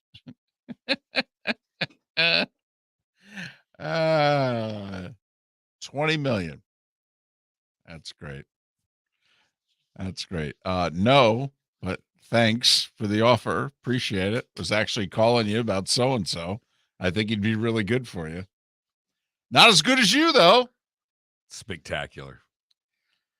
Think about how long he's been out, by the way. This would, and it's not going to happen, but this was kind of like when Vermeil unretired, and he did the broadcasting thing, doing the games for ABC and what have you. He was out of it damn near 15 years. Right. The difference is that Cower has zero interest in coaching.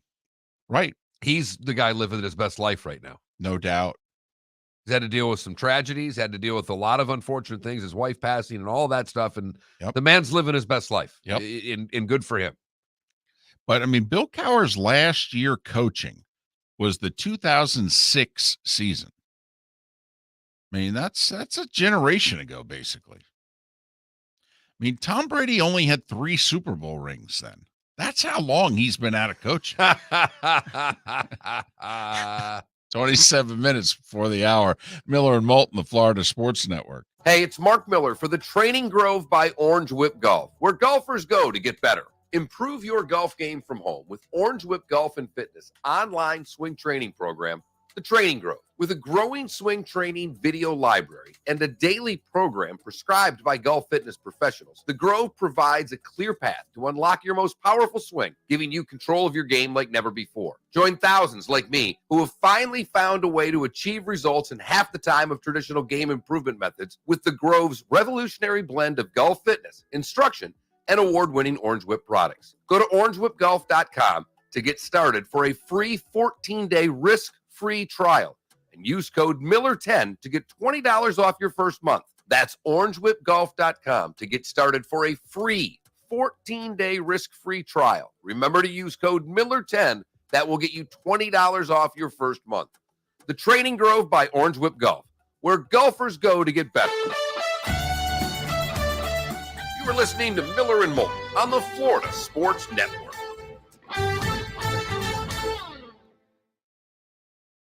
Total, and I got back over 1,300. So you made 8 and change. Okay. Tripled I over tripled my money. You only bought 2, right? That's all I have, yeah. Gotcha. It would have been a tough nut to afford more than that. That's the biggest thing. Yeah. Then that's $2,000 a month in the summertime each hit, 4 months straight of.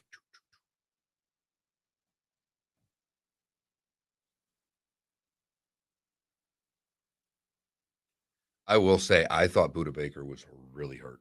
Yeah, that was nasty. When he rolled the way he did.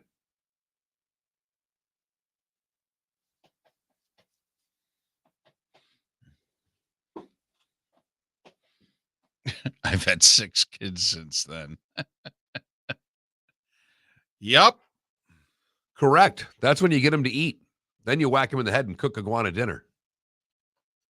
Have you ever had iguana? I don't think so. I'd eat it. Heard it's pretty good. Tastes like chicken?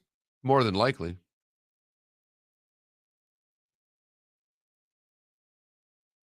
Might have to listen. Is it Wall of Voodoo Mexican Radio? Is that the band, right? Eating barbecued iguana.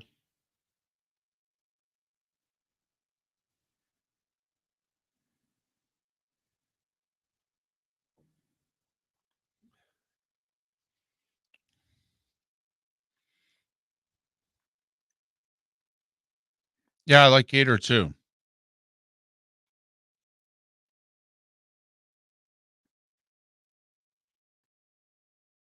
Why, you trip out, Dandy?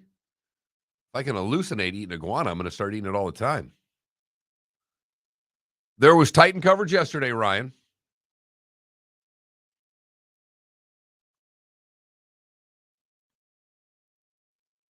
Thank you. Thank you, Des. I'm glad someone caught that. Did I have the band right? That's what I got to find out. Now I got to look. Wall of Voodoo had it right.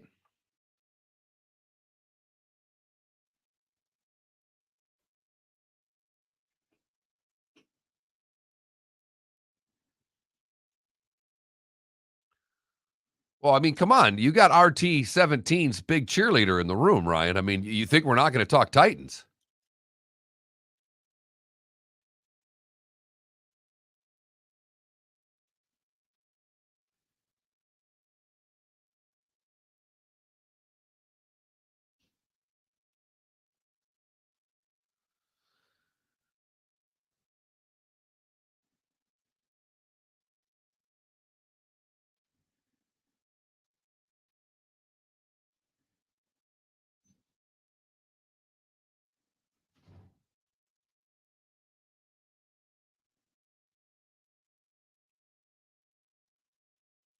Microsoft to acquire Activision Blizzard. No way. What is that? It's a gaming thing. Activision is like video games. It's a video game thing. People are very excited. Yeah, Blizzard is like an engine that a lot of games use.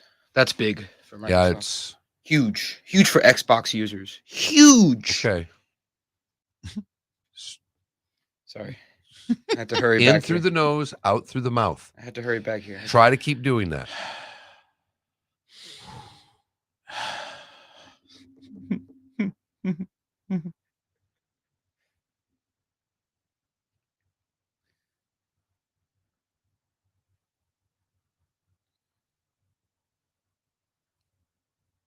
Or yeah, producer.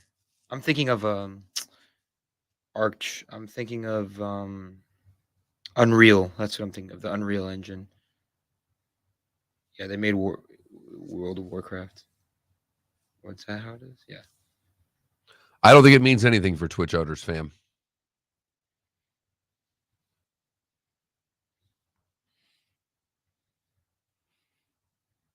Younger. DC. Sean. Yes, but will you make money by buying their stock now, Sean? That would be the better question. 15 seconds.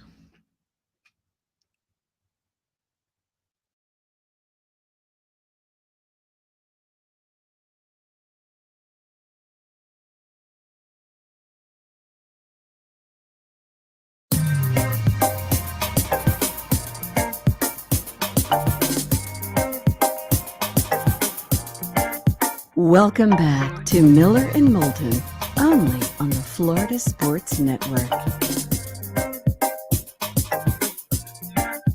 21 minutes before the hour. Miller and Moulton, the Florida Sports Network. The Florida Sports Network just got done a couple segments with Pat Kirwan, kicking all things NFL around. I mean, Pat obviously makes his living off of the NFL. He's been involved with the league for nearly 40 years. It's only one game, and it wasn't a particularly good one Your thoughts on this Monday night wild card thing, or do we need to get a good game before I ask you your thoughts on the Monday night wild card thing? I hated it.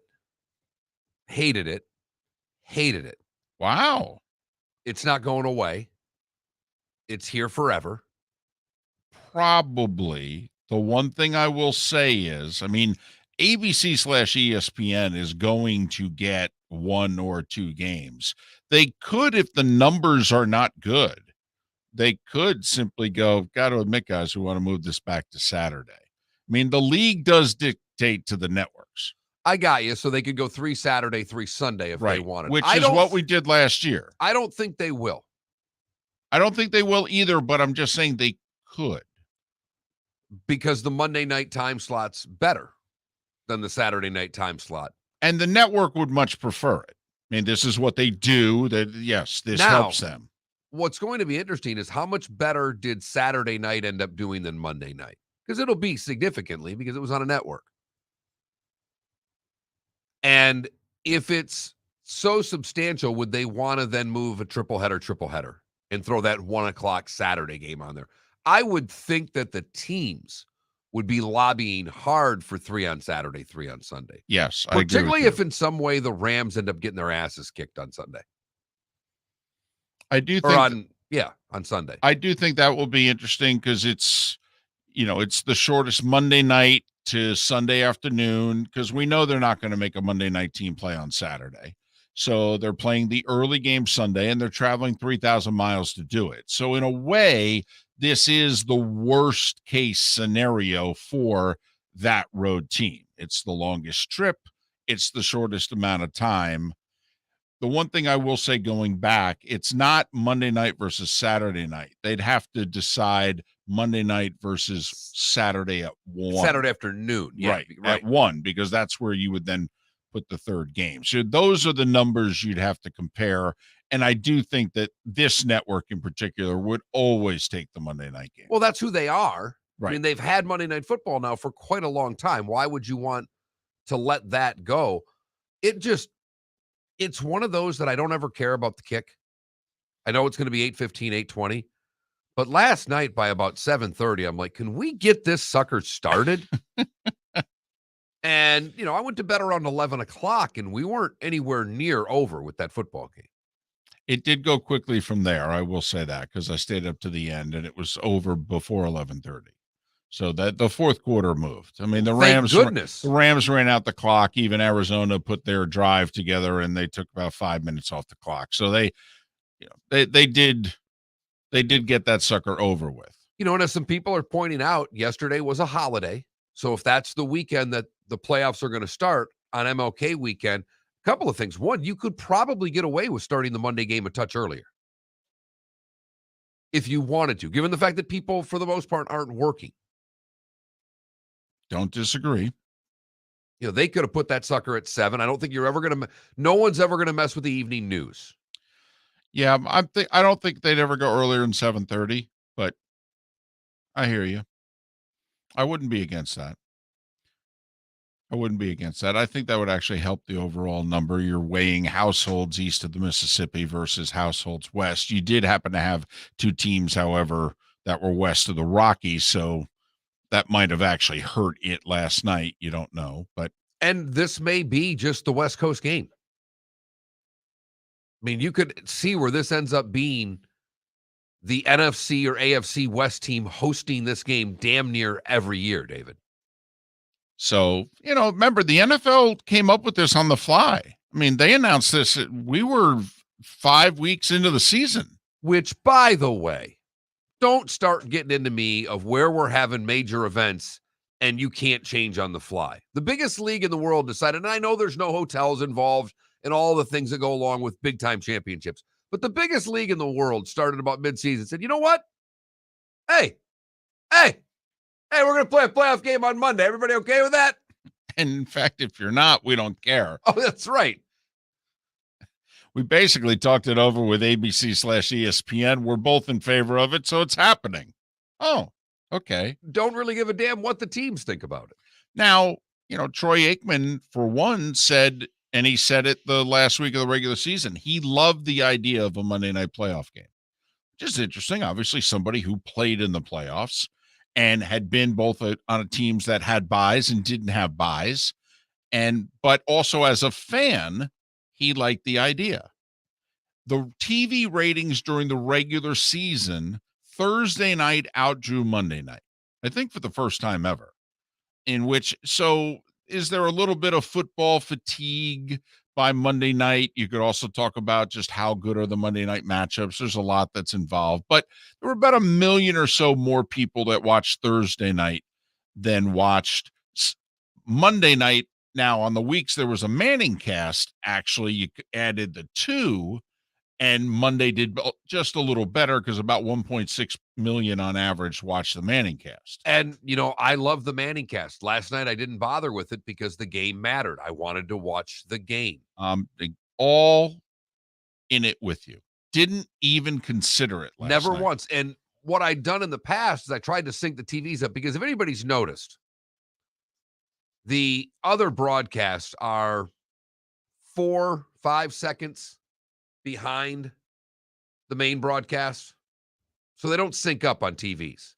So you got to play with your remote and try to pause it and get it right. I've thought about putting the sound on, but I do like Louis Riddick. I think he's a super intelligent analyst. I think he's one of the best out there. I actually really enjoy his commentary.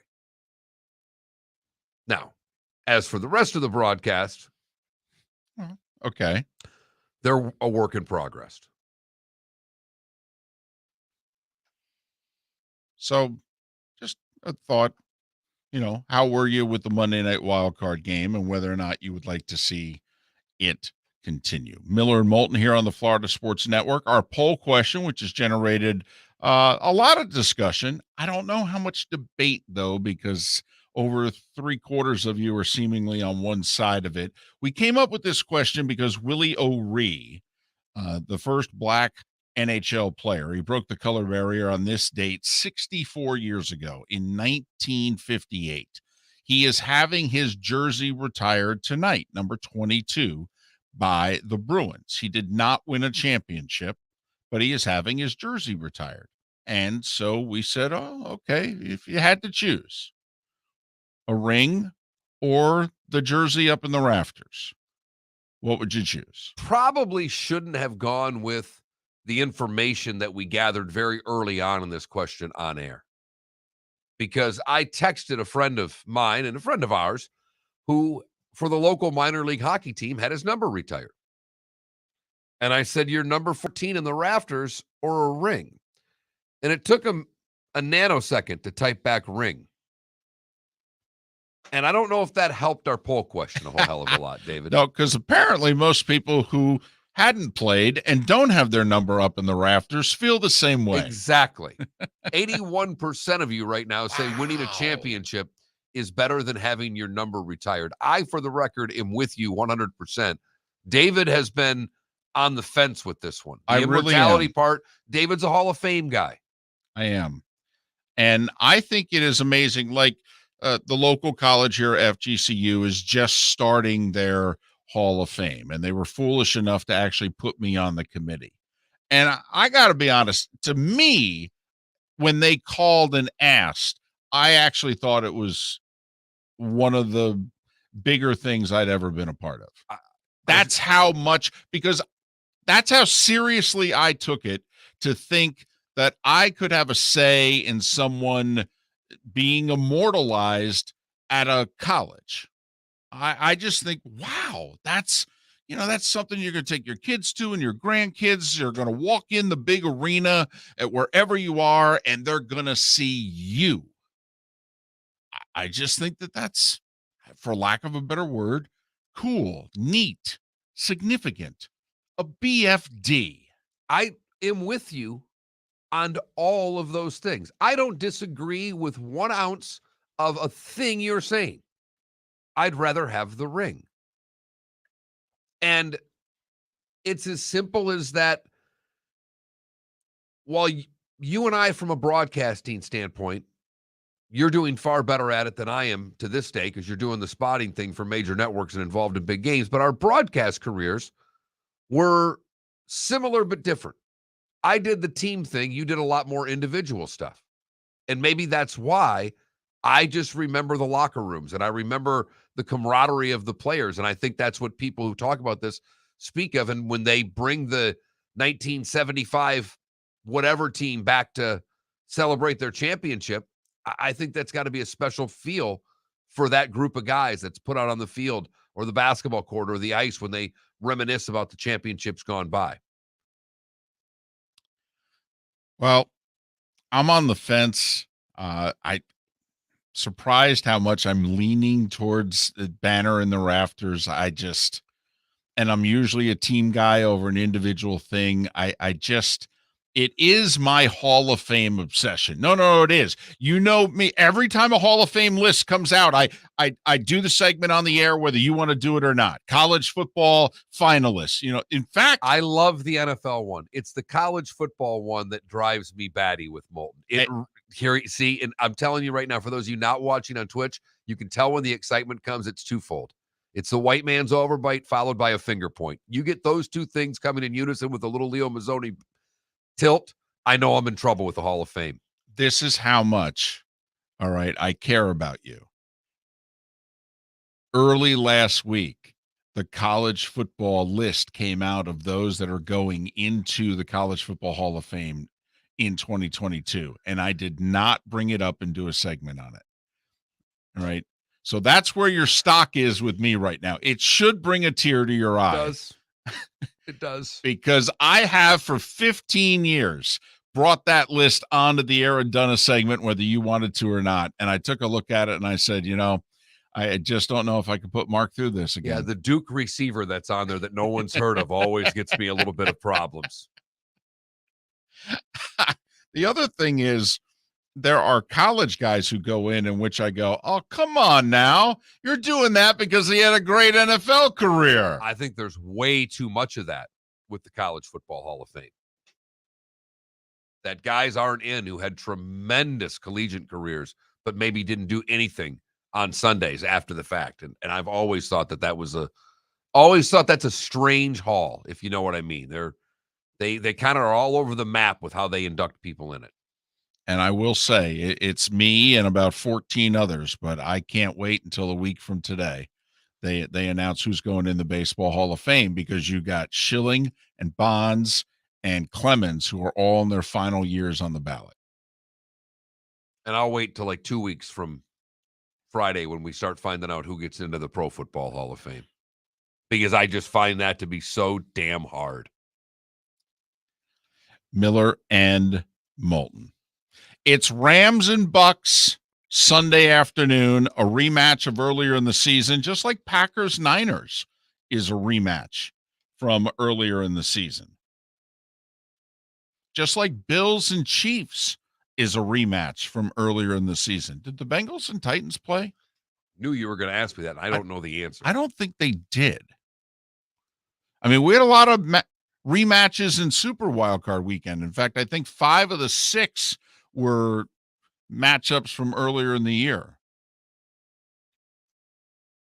So at least 3 of the 4 are. No, they did not play this year. All right. There you go.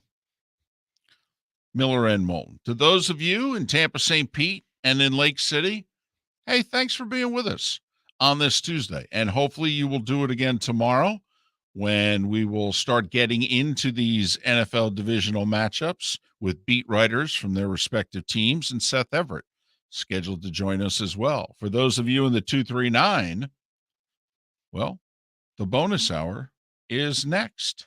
The party gets started now, baby. Woohoo!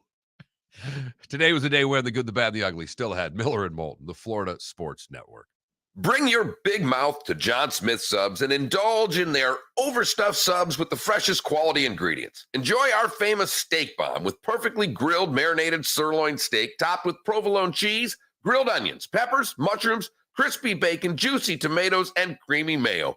Boom! Made-to-order crispy fries can be paired with the Gator, the Cuban, the chicken bomb, or the Italian. Love local. Eat delicious with John Smith Subs. Find a John Smith Subs location near you today. We've hit the divisional round of the NFL playoffs, and DraftKings, the official daily fantasy partner of the NFL, still has huge cash prizes up for grabs. This week, new customers can get on the game and play free for millions with their first deposit. There are only a few weeks of football left, so draft your squad now. Playing daily fantasy football simple. Just pick your lineup of NFL stars, staying under the salary cap, and score enough points to bring home cash. And with a free shot at millions of dollars in total prizes, you'll feel the action of the divisional round like never before. DraftKings, safe, secure, and reliable. Best of all, you can deposit and withdraw your cash whenever you want.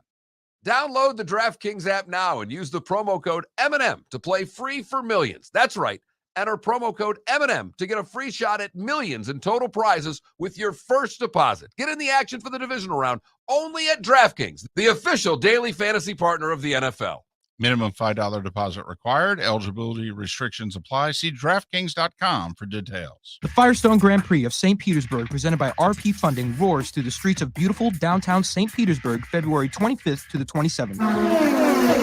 3-day tickets are on sale now at gpstpete.com. It's fast, fun, family entertainment jam-packed into 3 days. The weekend is highlighted by the NTT IndyCar Series race taking the green flag on Sunday afternoon. It all happens at the Firestone Grand Prix of St. Petersburg, presented by RP Funding, February 25th to the 27th. Get your tickets at gpstpete.com to secure the best seats.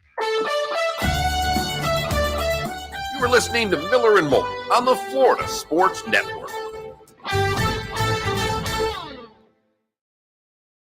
My mom said rafters. A ring is tacky. Rafters is classy. Ooh. Mama Moulton. Not about classy or tacky. It's about a championship. Listen, there's nothing like being on a championship team. Nothing. Nope. That is like, but here's the thing. You're looking What's back. the thing, Philly? Here's the thing. What's the thing? How about you? What I want you to start doing? I want you to start collecting all your thoughts. Yes. And then get them out in a couple Right. of sentences as opposed to Thinking before I speak. thinking while Yes. you're speaking. It's like that Michael Scott quote where sometimes I don't know I'll who that is. What? I won't. It's okay.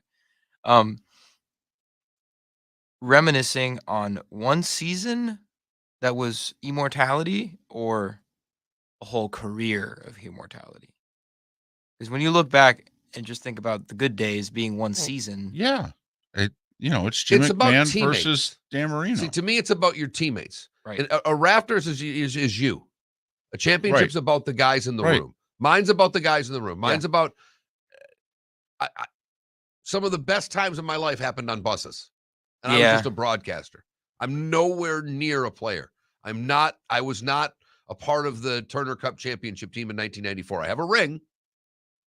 I didn't play.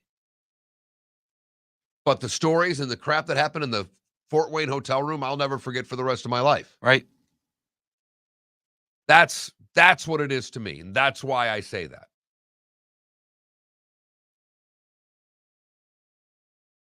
And good teams are fun. Having fun out there. Yes, they are.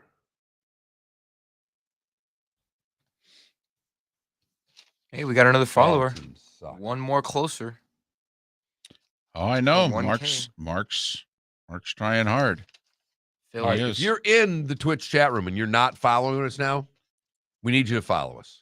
yeah, what the heck? Follow us. By Follow we- us to 1,000. By we, he means Mark. No, Once I'm- again, we is the championship. Okay. This is about Mark right now is lobbying for the rafters. I'm lobbying for a championship. I'm glass half full on this one too, by the way. This is better for all of us. That's true. This would help me. Okay. I'm just being a jerk. Oh, I know. No one has more pessimism About Miller and Moulton than Moulton. Right. And I have a great deal of pessimism about Miller and Moulton. Just Doesn't compare to Moulton's pessimism. mine just starts at 10:01 in the morning and Right. lasts until 5:59 the next morning. I'm Right. pretty good at being Right. ultra positive for the 4 I hours know. we're here. My daughter's like, hey, you're on 3 stations. I'm like, and next week we're going to be on 4. She's like, this network thing's really going well. I go, maybe. We'll see. Now I will say Right. we Right. No, exactly. we do Charlie answer every Wilson's question, war. Charlie We'll Wilson's see. war. You know who else has adopted that? David Sampson.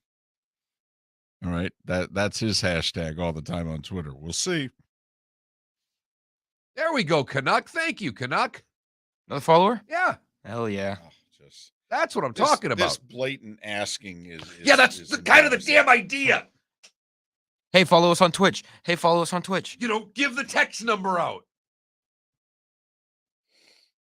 Well, I'm going to kill him. I'm telling you. I wish we had a phone number. I know. To give out. I wish we had a website that we could promote. We're close. Almost there. Okay. I will And say they seconds. did change it a little bit here. Okay.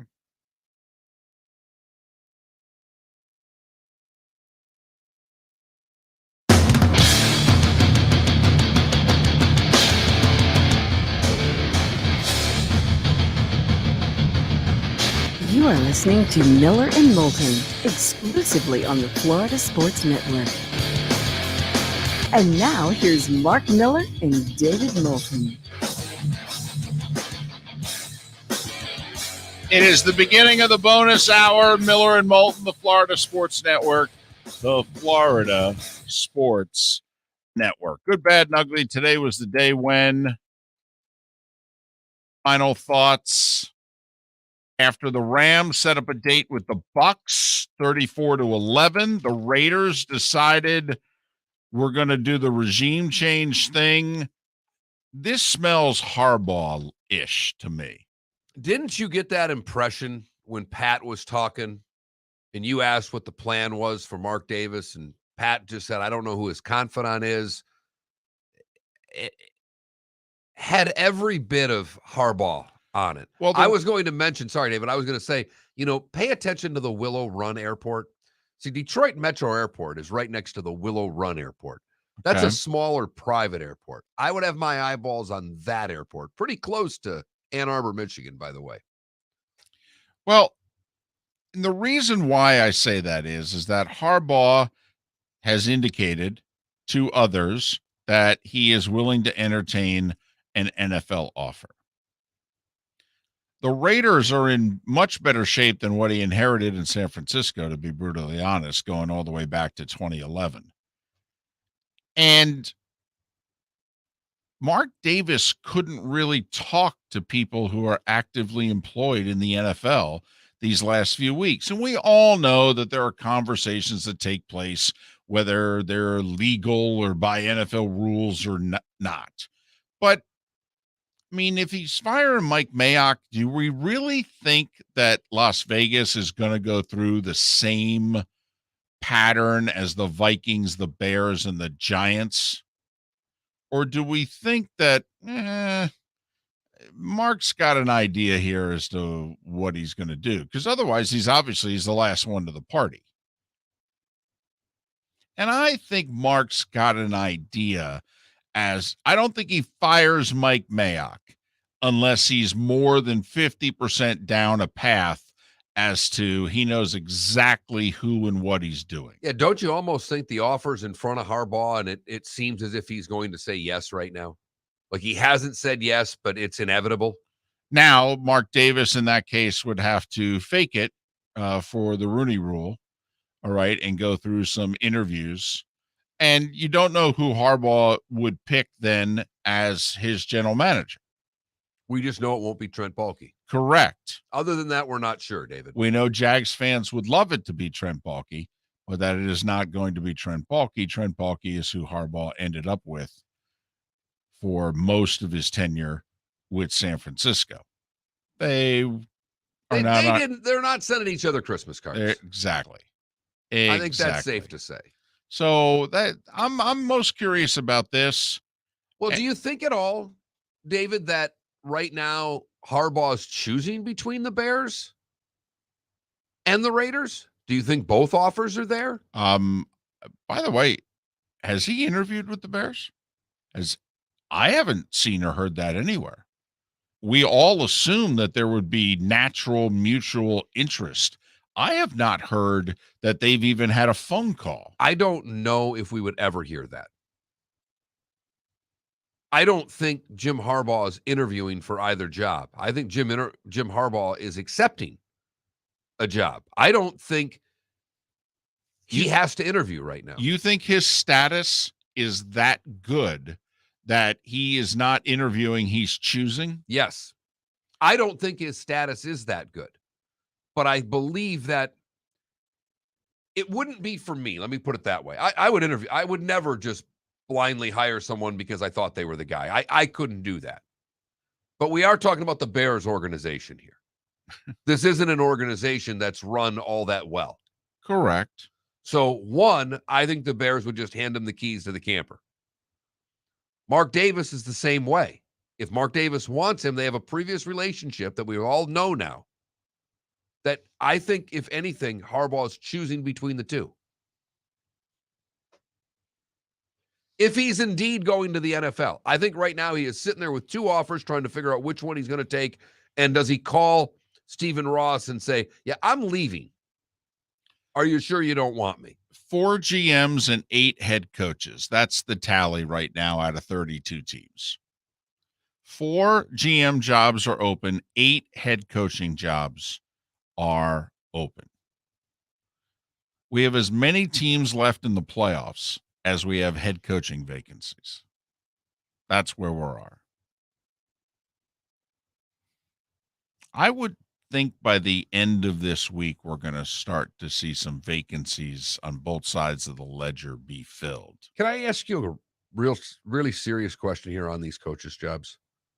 Can you just rank the top 2 jobs in your estimation? I don't care about the bottom 6. Which 2 jobs would you want of what's available right now in the National Football League? I just no, I know we've got to, and I don't know if this is going to be the best radio in the world. You've got to give me 10 seconds here because I have to write them down. I need to look at them. That's fine. So write them down because I want the audience to go Vegas, through this as well. Las Vegas, Minnesota, Miami, Chicago, Jacksonville. All right. Who else am I missing? I'm missing 3. Houston. Yeah, that's not one of the 2, by the way. That I can just cross that sucker out right now. The Giants. The Giants. I can cross that sucker out right now too. Okay. And then Denver. Okay. To me, Vegas is clearly at the top of the list. Really? I don't have all the cap stuff in front of me, all that, but I think it's the best roster of what you have in front of you. Well, I'll tell you what, Mark, I'm glad you mentioned the cap. All right. Because something came out yesterday. NFL teams had to declare the unused 2021 cap space. Whatever you didn't use and roll over.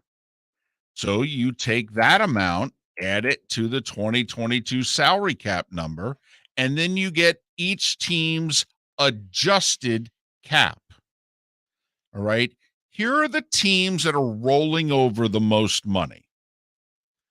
The Jags, $25.75 million. And if what I'm seeing is right, I now have cap space in front of me. I did pull it up. The Jags are 3rd. Overall, $61 million. Okay. So add 25 and change to the 31, and then, we're 36, and there you go. Okay. The Eagles. Now, this is very impressive when you consider that the Eagles had Carson Wentz eat up so much of their cap this year, and yet the Eagles transferred over, Mark, a little under $16.5 million. Now, they may not have put these 2 together because what I'm looking at is the Eagles only having $12 million available for next year. Well, it's possible because of guys that are going over. Right. So that's the number I'm seeing. But they could release guys. And also remember, they have not 1, not 2, but 3 first-round picks. The Broncos transferred over $11.25 million. Broncos, another team that's in really good shape, by the way. $45+ million under the cap right now. Well, they're going to need it for Aaron Rodgers. The Browns have over $10.5 million. Seattle has $10.5 million that they transferred over.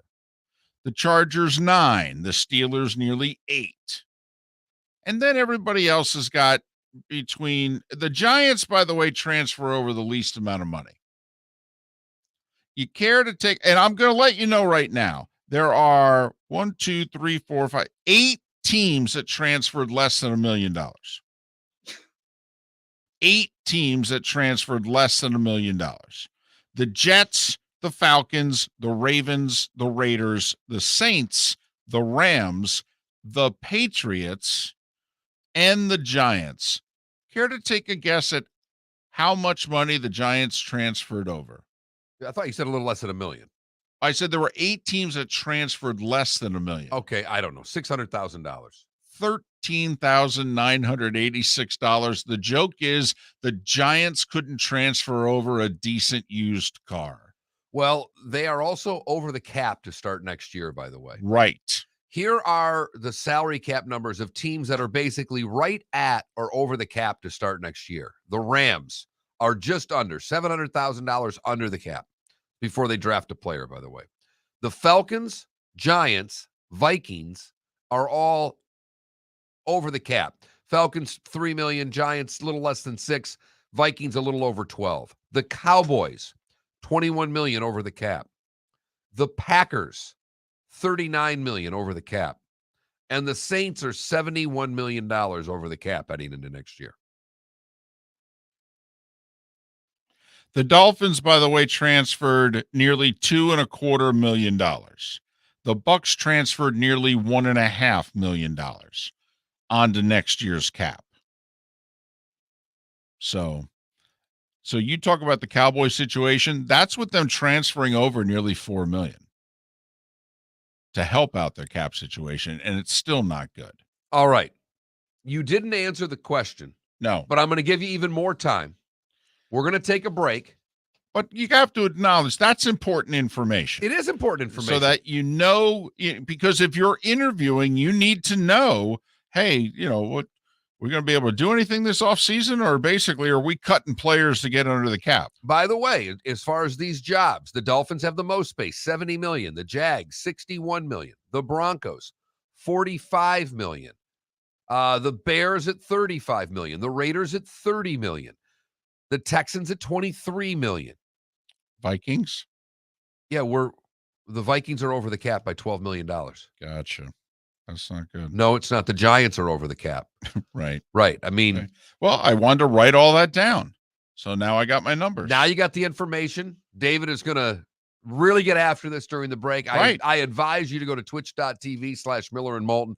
Watch David grind over his interviewing process for all of these jobs. We will find out what job it is he is going to accept on the other side. Coach David Moulton when we return to Miller and Moulton right here on the Florida Sports Network. Hey, it's Mark Miller for the Training Grove by Orange Whip Golf, where golfers go to get better. Improve your golf game from home with Orange Whip Golf and Fitness online swing training program, The Training Grove. With a growing swing training video library and a daily program prescribed by golf fitness professionals, The Grove provides a clear path to unlock your most powerful swing, giving you control of your game like never before. Join thousands like me who have finally found a way to achieve results in half the time of traditional game improvement methods with The Grove's revolutionary blend of golf fitness, instruction, and award-winning Orange Whip products. Go to orangewhipgolf.com to get started for a free 14-day risk-free trial and use code Miller10 to get $20 off your first month.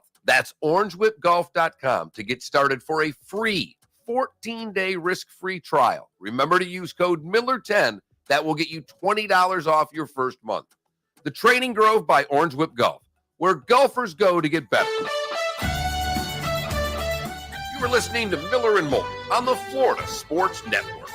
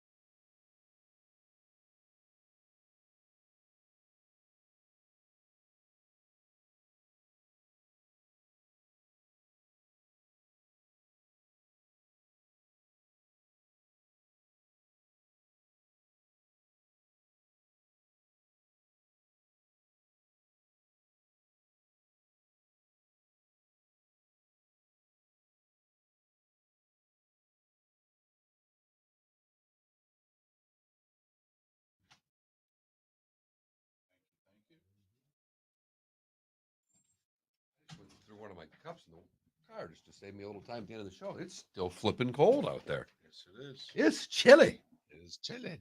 It is chilly. I have to get dressed up to play golf today. Son of a gun. Green Bay's 40 million over the cap. Right. I don't want to say they're all in on this year or anything, but and Devontae Adams is unrestricted.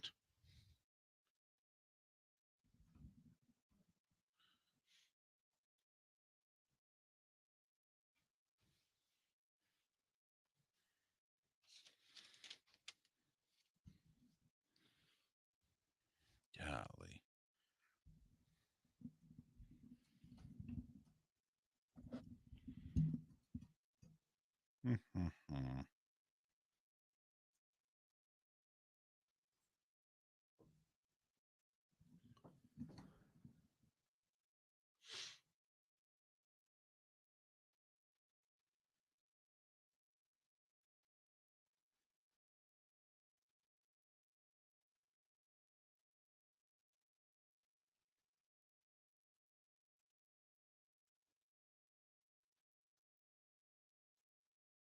The Jets have a ton of cap room, don't they?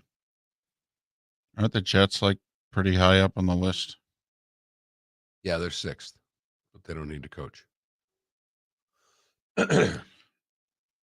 RCB, the Bucks have a cap guy that most people in the league think is like top 2.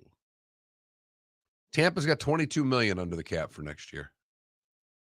Now they got guys on 1-year deals that they're going to have to re-sign or go in a different direction with, but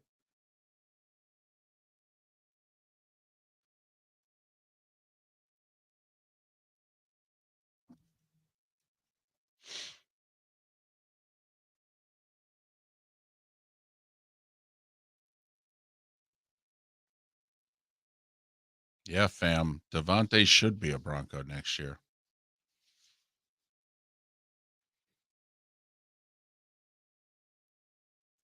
So Brady did some video. He is just great on social media. God, he is something. Yeah, his social media people are incredible.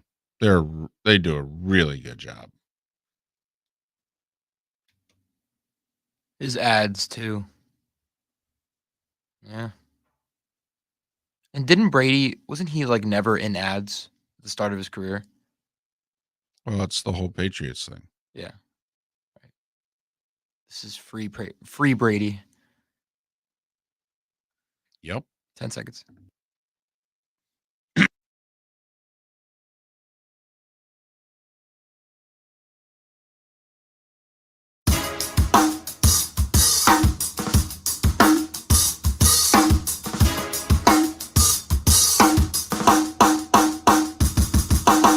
Welcome back to Miller and Moulton, only on the Florida Sports Network.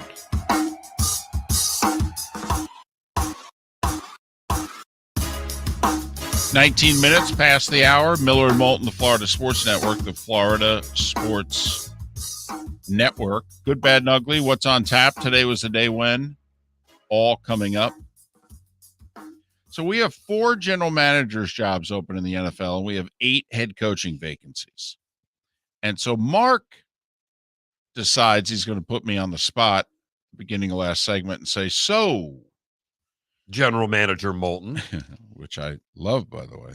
Sounds great. Which job is it that you think is the best job out there? So we had to get a little information. I wasn't going to just do a 2-minute interview with David. I was going to conduct a full-on Jags interview. It was going to go 11, 12 minutes before we hired a coach.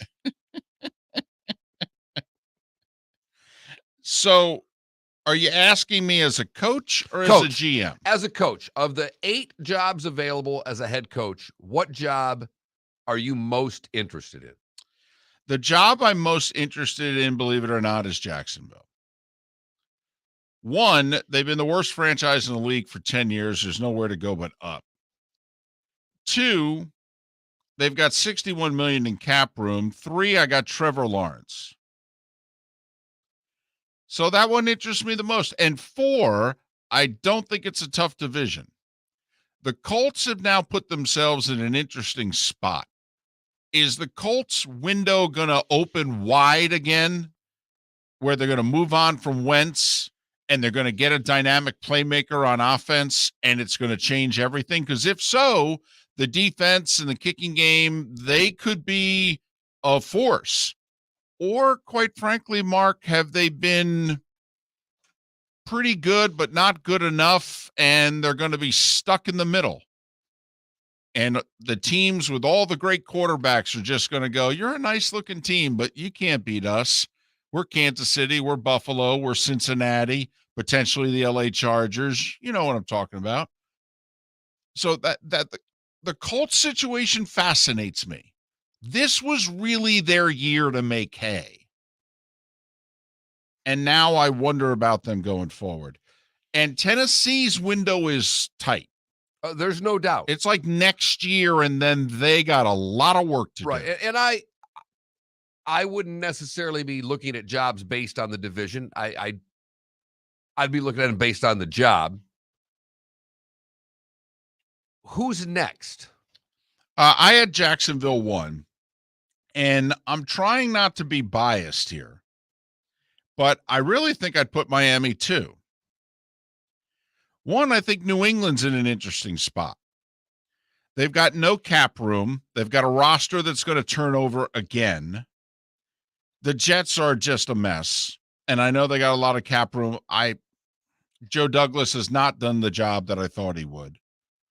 And you got $70 By the way, million. with Miami, you're going to work for Chris Greer. You do have to take that into consideration. So you're accepting a job knowing that Chris Greer has more control than you will ever have as the head coach. Well, I don't know about that, because Brian Flores apparently just had a lot of control. Right, and got fired. Well, he got fired because he was a bull in a china shop, apparently. So, and I don't know how strong Greer's hold on the job is, if you know what I mean. I think if I come in and do a good job, the owner will listen to me. No offense, David, but if I were to introduce you to Coach Flores right now as Coach Moulton, I would say, Bull, meet Bull. Well, go play in the china shop together and knock things over. You make a dadgum good point. It's difficult to say that, though, because neither owner has shown that they really know what they're doing. So at some point, both Ross and Khan need to become decent owners. But the same thing in Vegas, Mark Davis. The Vikings cap situation is bad, and they don't have a quarterback. I mean, this is probably the last year of Kirk Cousins, and you can badmouth Kirk Cousins all you want. There is no plan B right now for the Vikings. I'm going to ask you this question in a different way. If I were to say, take the job based on who you think has the best ownership situation, where would you go? Because I think all of these teams are similar in that they have. Well, I actually think Minnesota has a very good ownership situation. Well, that's. I think after the that, Wolf are the family, next 7? Well, here's the interesting one to me. You know who could have the second best ownership? Denver, because they're going to get a new one. I mean, that's how bad the ownership situation has become in Houston, with the Giants, with the Bears, with the Jags, with the Dolphins, and with the Raiders. And I would put, out of the group of 6 that we have there, I'm with you, by the way, on Vikings in Denver. After that, is it just a group of 6? Is Vegas a little ahead of the rest of them from an ownership standpoint? I mean, they do have a brand new facility. They are in Las Vegas. I mean, there is something he did right to get this done. Well, the city of Vegas came through for him. There's no question about that. So maybe it should be Vegas. I mean, players do want to play there.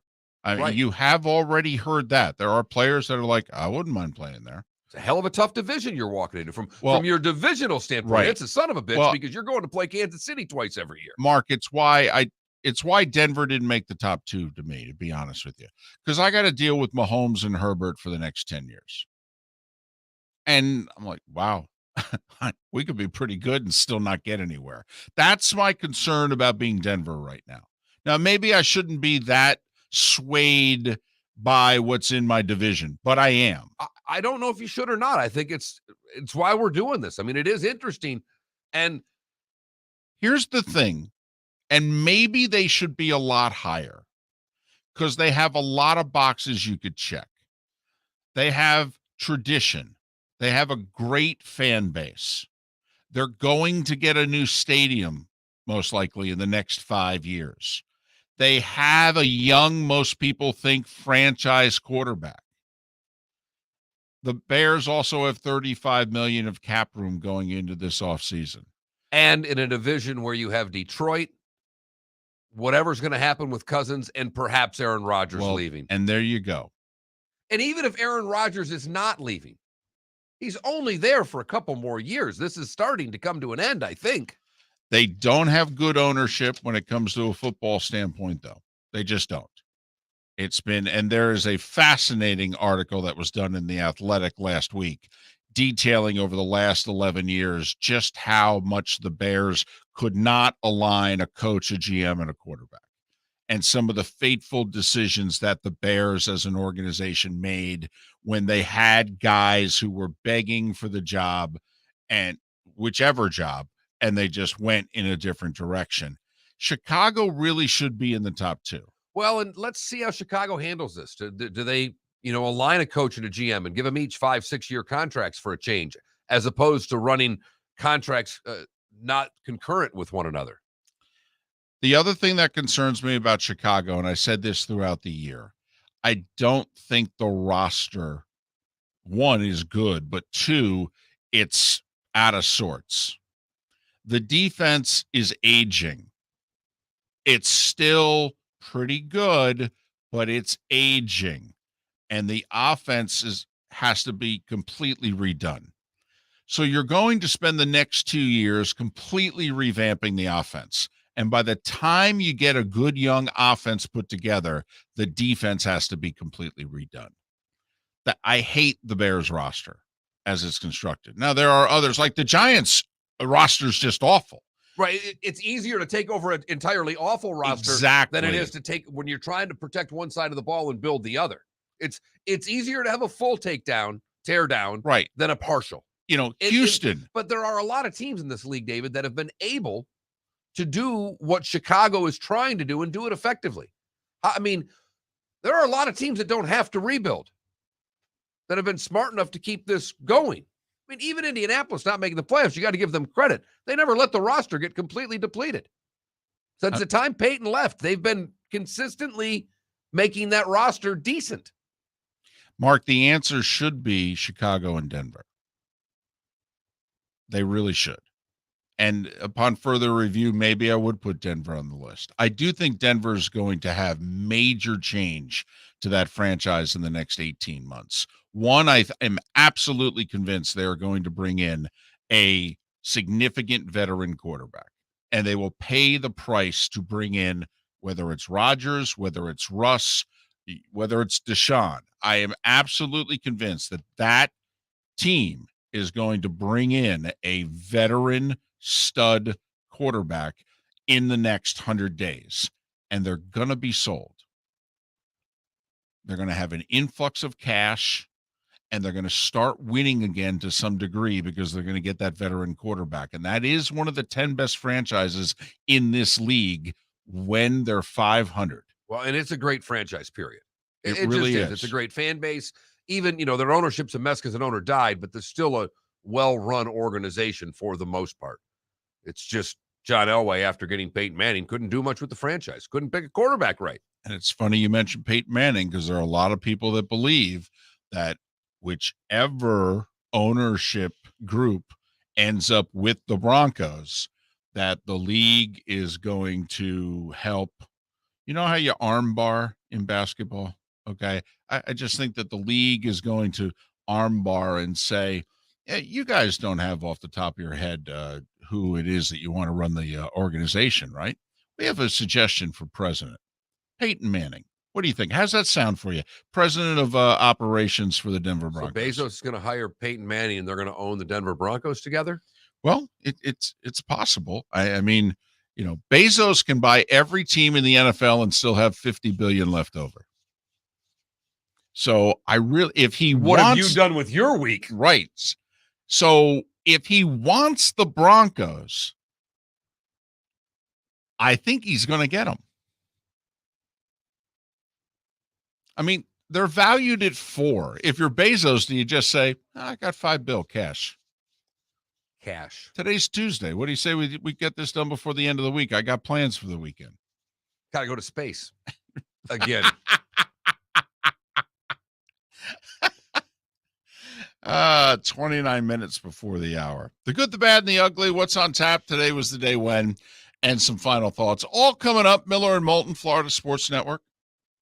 The divisional round of the NFL playoffs, and DraftKings, the official daily fantasy partner of the NFL, still has huge cash prizes up for grabs. This week, new customers can get on the game and play free for millions with their first deposit. There are only a few weeks of football left, so draft your squad now. Playing daily fantasy football simple. Just pick your lineup of NFL stars, staying under the salary cap, and score enough points to bring home cash. And with a free shot at millions of dollars in total prizes, you'll feel the action of the divisional round like never before. DraftKings, safe, secure, and reliable. Best of all, you can deposit and withdraw your cash whenever you want. Download the DraftKings app now and use the promo code M&M to play free for millions. That's right. Enter promo code M&M to get a free shot at millions in total prizes with your first deposit. Get in the action for the divisional round only at DraftKings, the official daily fantasy partner of the NFL.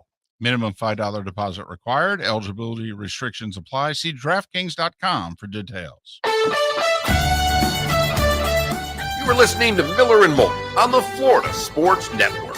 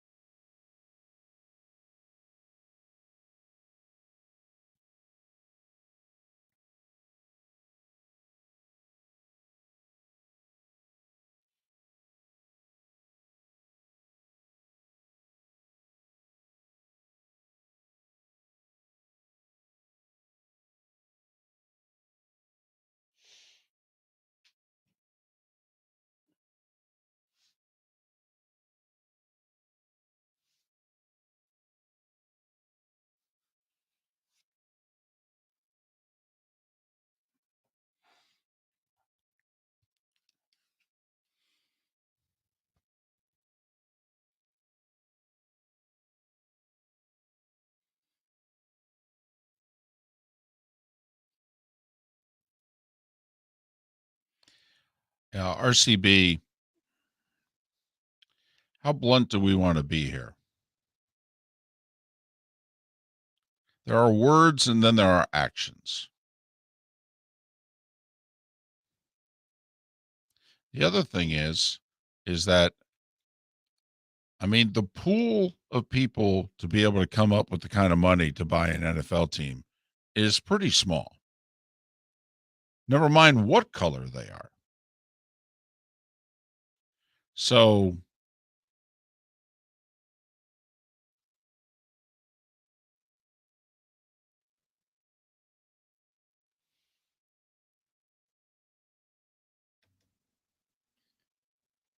I'm starting to see one of the benefits of living in Southwest Florida.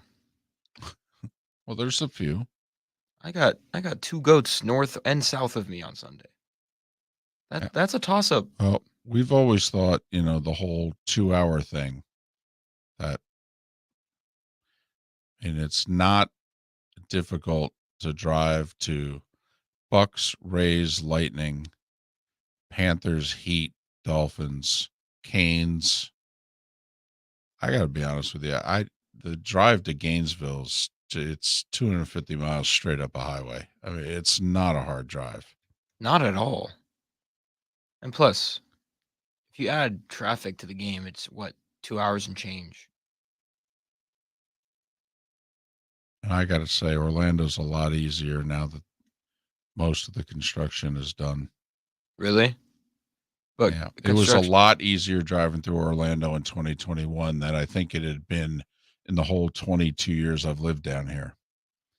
Because, Mark, hasn't Orlando seemed like Boston, that it was just under construction forever? Yes. But is it highways? Oh, yeah. It's when you got past Disney. Okay. I-4 has been going on forever. Yeah, the downtown Orlando area, once you got to just past the turnpike. The turnpike's like exit 77. From 77 to 92 has just been a quagmire. Wow, that's the first time that I've heard the word quagmire be. There you go. There you go. Remember, if you're in the Twitch chat room, we'd love a follow from you. Zach, Canuck, Nike. Thank you, Zach. No, all we of would. it. Followers, subscriptions. All That's of the phenomenal. follows. Look at Zach. RCB, no. Snyder's not going to be forced out. Let's go, Zach. In fact, they came out and said that basically 2 months ago. They're going out of their way to protect him. No. Hey, Guillermo, wheels down to Miami just in time for the 9 o'clock hour. Was 0 where you were? Giggity. Giggity.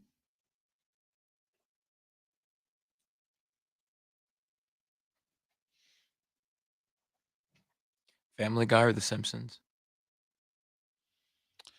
That's almost an impossible question to answer. How about neither? I had a feeling you'd say that. It's embarrassing. Uneffing believable. 15 seconds. Ooh, South Park.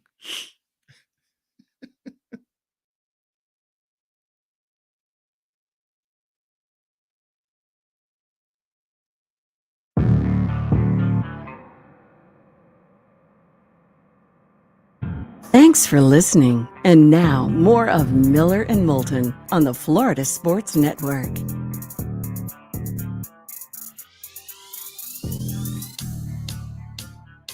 "23 minutes before the hour. Thanks for being with us. Miller and Moulton, Florida Sports Network, Florida Sports Network. Before we move ahead with what we normally do this segment, I do want to ask you. So you're running the Arizona Cardinals. You still in on Kyler Murray? Threw for $137 last night. 2 interceptions, sacked twice. I'm just generic question. Your gut feeling right now. Yes. You're My still gut in on right now Kyler is Murray. yes, I am. Okay. But David, I am starting to figure out what direction I may be going in during the 23 season, if you know what I mean. And you averaged 4 yards an attempt, 7 yards of completion. It's embarrassing numbers. I mean, like bad high school throwing team numbers. I got you. Right. Okay. I mean, I watched the game. He was awful. Yes, he You was. you have me in a very vulnerable spot where I Right. could say I move do. on, and yet I am going to look you dead in the eye and say not yet. Okay. Fair enough. So you're just going to chalk this up. This was just a really bad first experience. And you know what? We're just going to just keep. Yes. All right. I am more apt to do that than to blow people out. Can't believe I'm saying this. I mean, they didn't have D-Hop. There were a couple other guys that they were missing. In theory, if they ever get back, that they'll have their. I think they need to move on from some of the veterans that they brought in, thinking that they were just going to plug a hole and we're close. Yeah, I mean, AJ Green's probably going to retire. JJ Watt's probably going to retire. That's going to be money you're going to have there. The D-Hop thing's such a big deal, David. Yeah, no doubt. It is one of the best receivers of the game you're playing without. It does change the dynamic of how you can attack a team. Don't disagree. I don't think JJ's ready to retire. Yeah, I know, but I wouldn't bring him back in Arizona. Okay. He can't play a full season. Well, they knew that when they signed him, though. I wouldn't have signed him. I'm with you on that. It is time for. Leave it to the oldest guy in the show, and definitely the oldest soul, to live in the past. Here's David Moulton with Today Was the Day When. Today was the day that the sport of field hockey was born. It was on this day in 1886 that field hockey became a thing in England. 10 years later, in 1896, marked the first ever college basketball game in which there was 5 players on each side. Who'd Kansas beat? Close.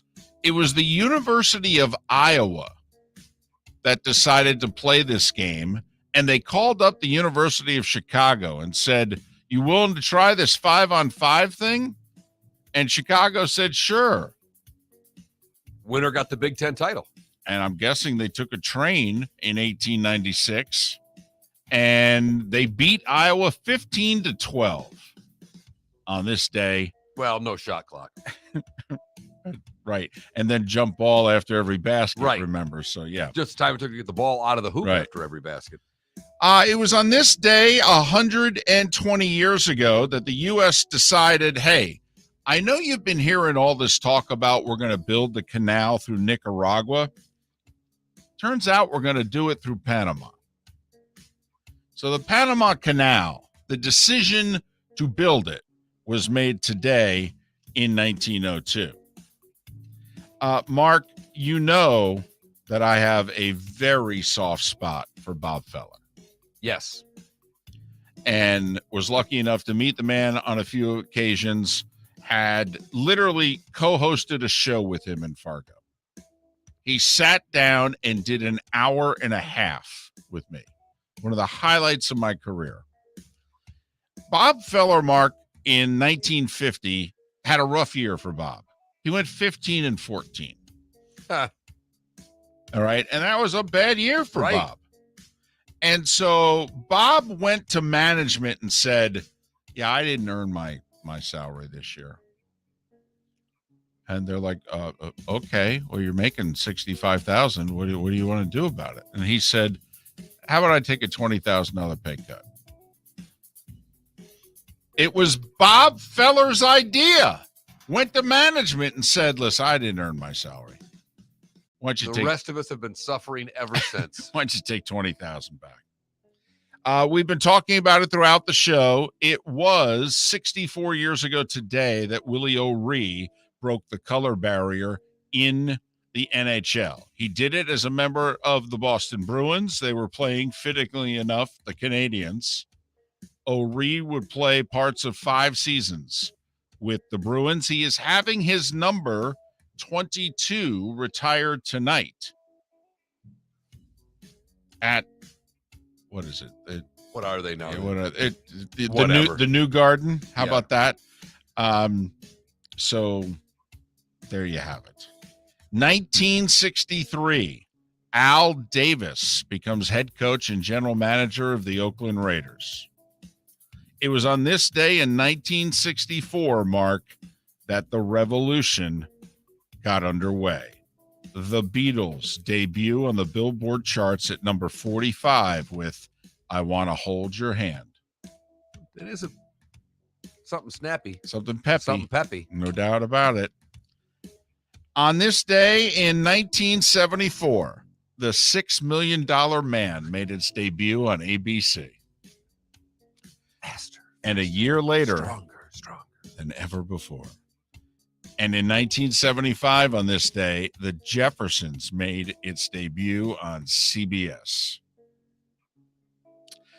This day in 76, Super Bowl 10, also in the Orange Bowl. Think about how many of the early Super Bowls were held in the OB.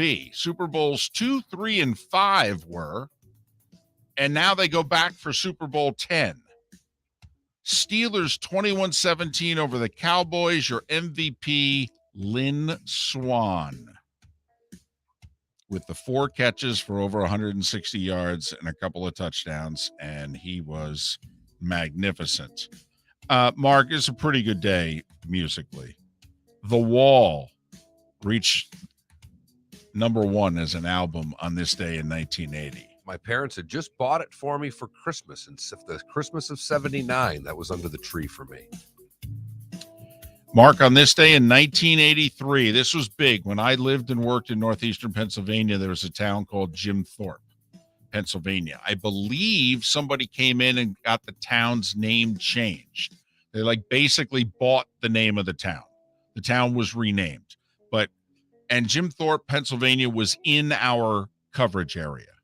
And so got to, know a lot about Jim Thorpe and all that. On this day in 83, the IOC restores Jim Thorpe's Olympic medals.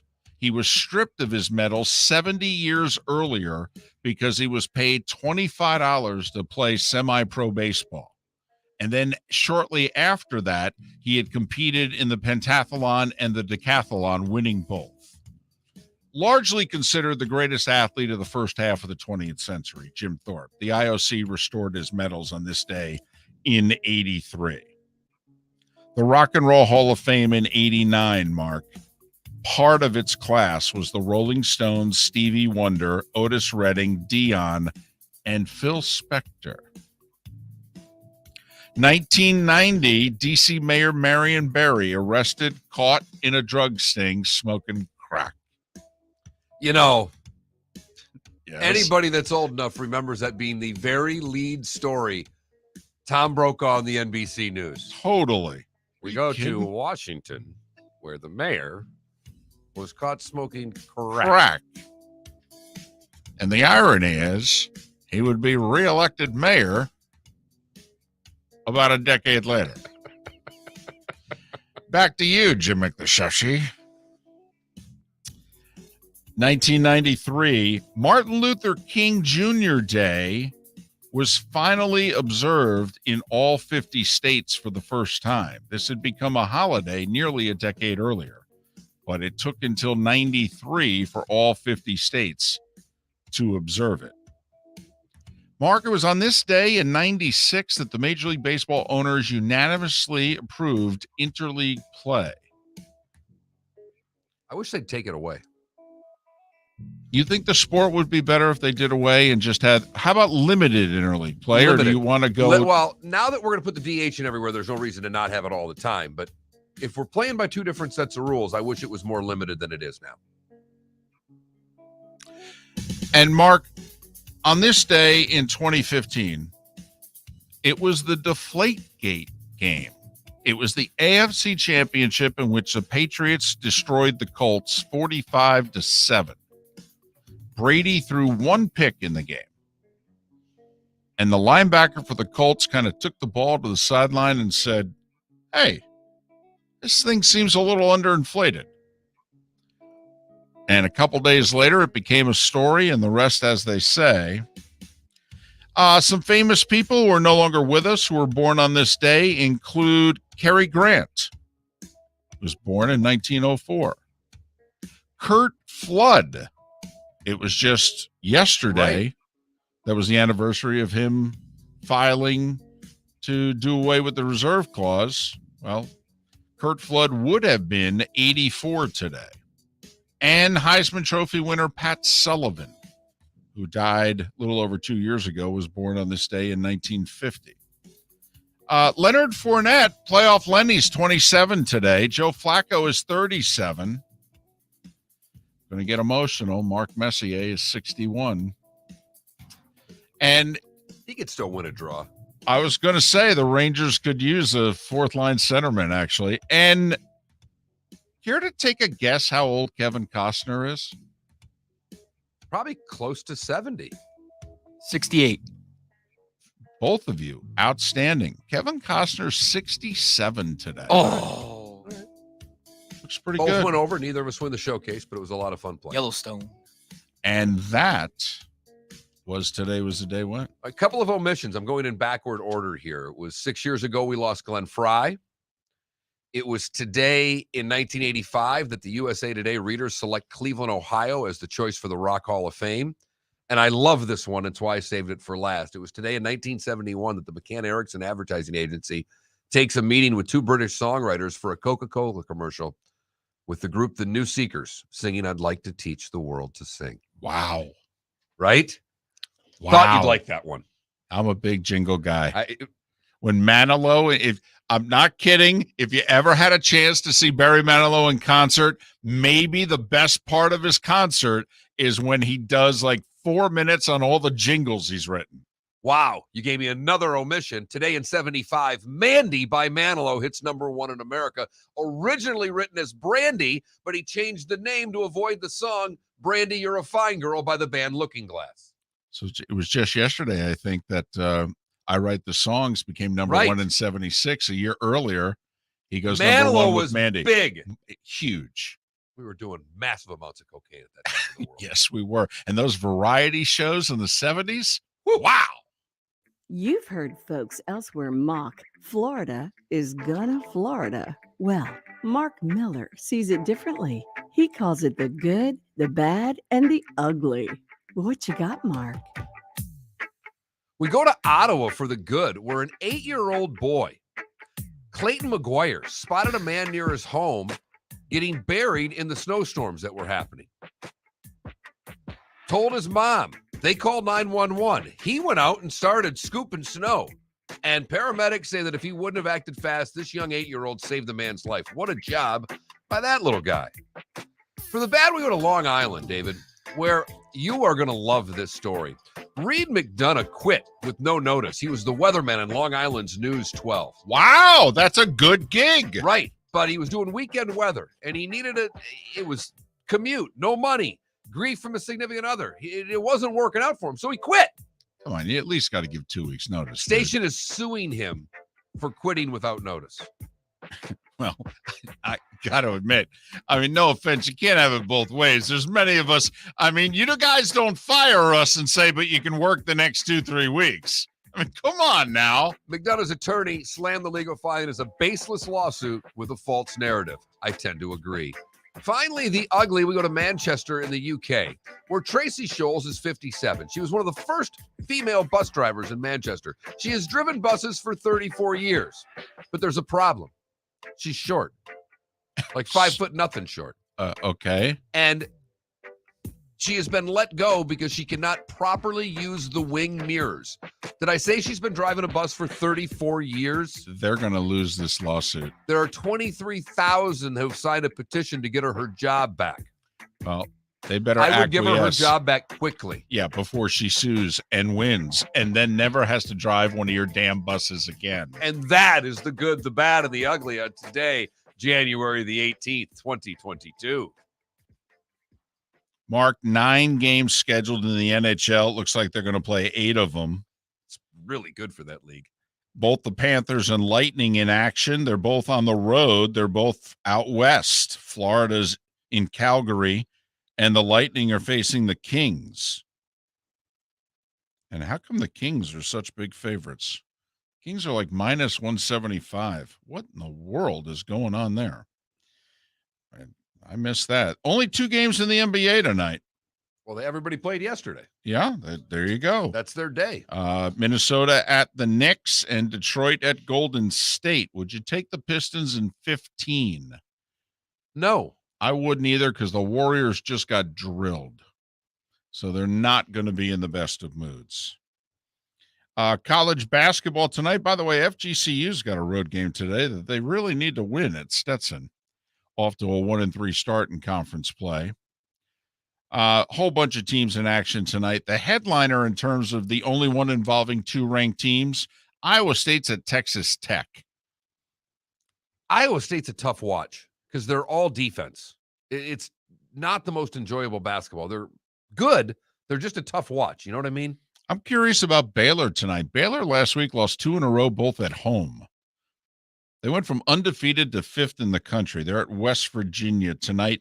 Coach K's in Tallahassee to take on Leonard Hamilton in Florida State. So there you have it. I like the Noles with an upset tonight. Look at you. Pack the tuck. Duke's only a 5-point favorite. I think I'd take the 5 in that one. I think I'd lay the 5. Well, good. You can buy me lunch tomorrow after I win. Sounds good.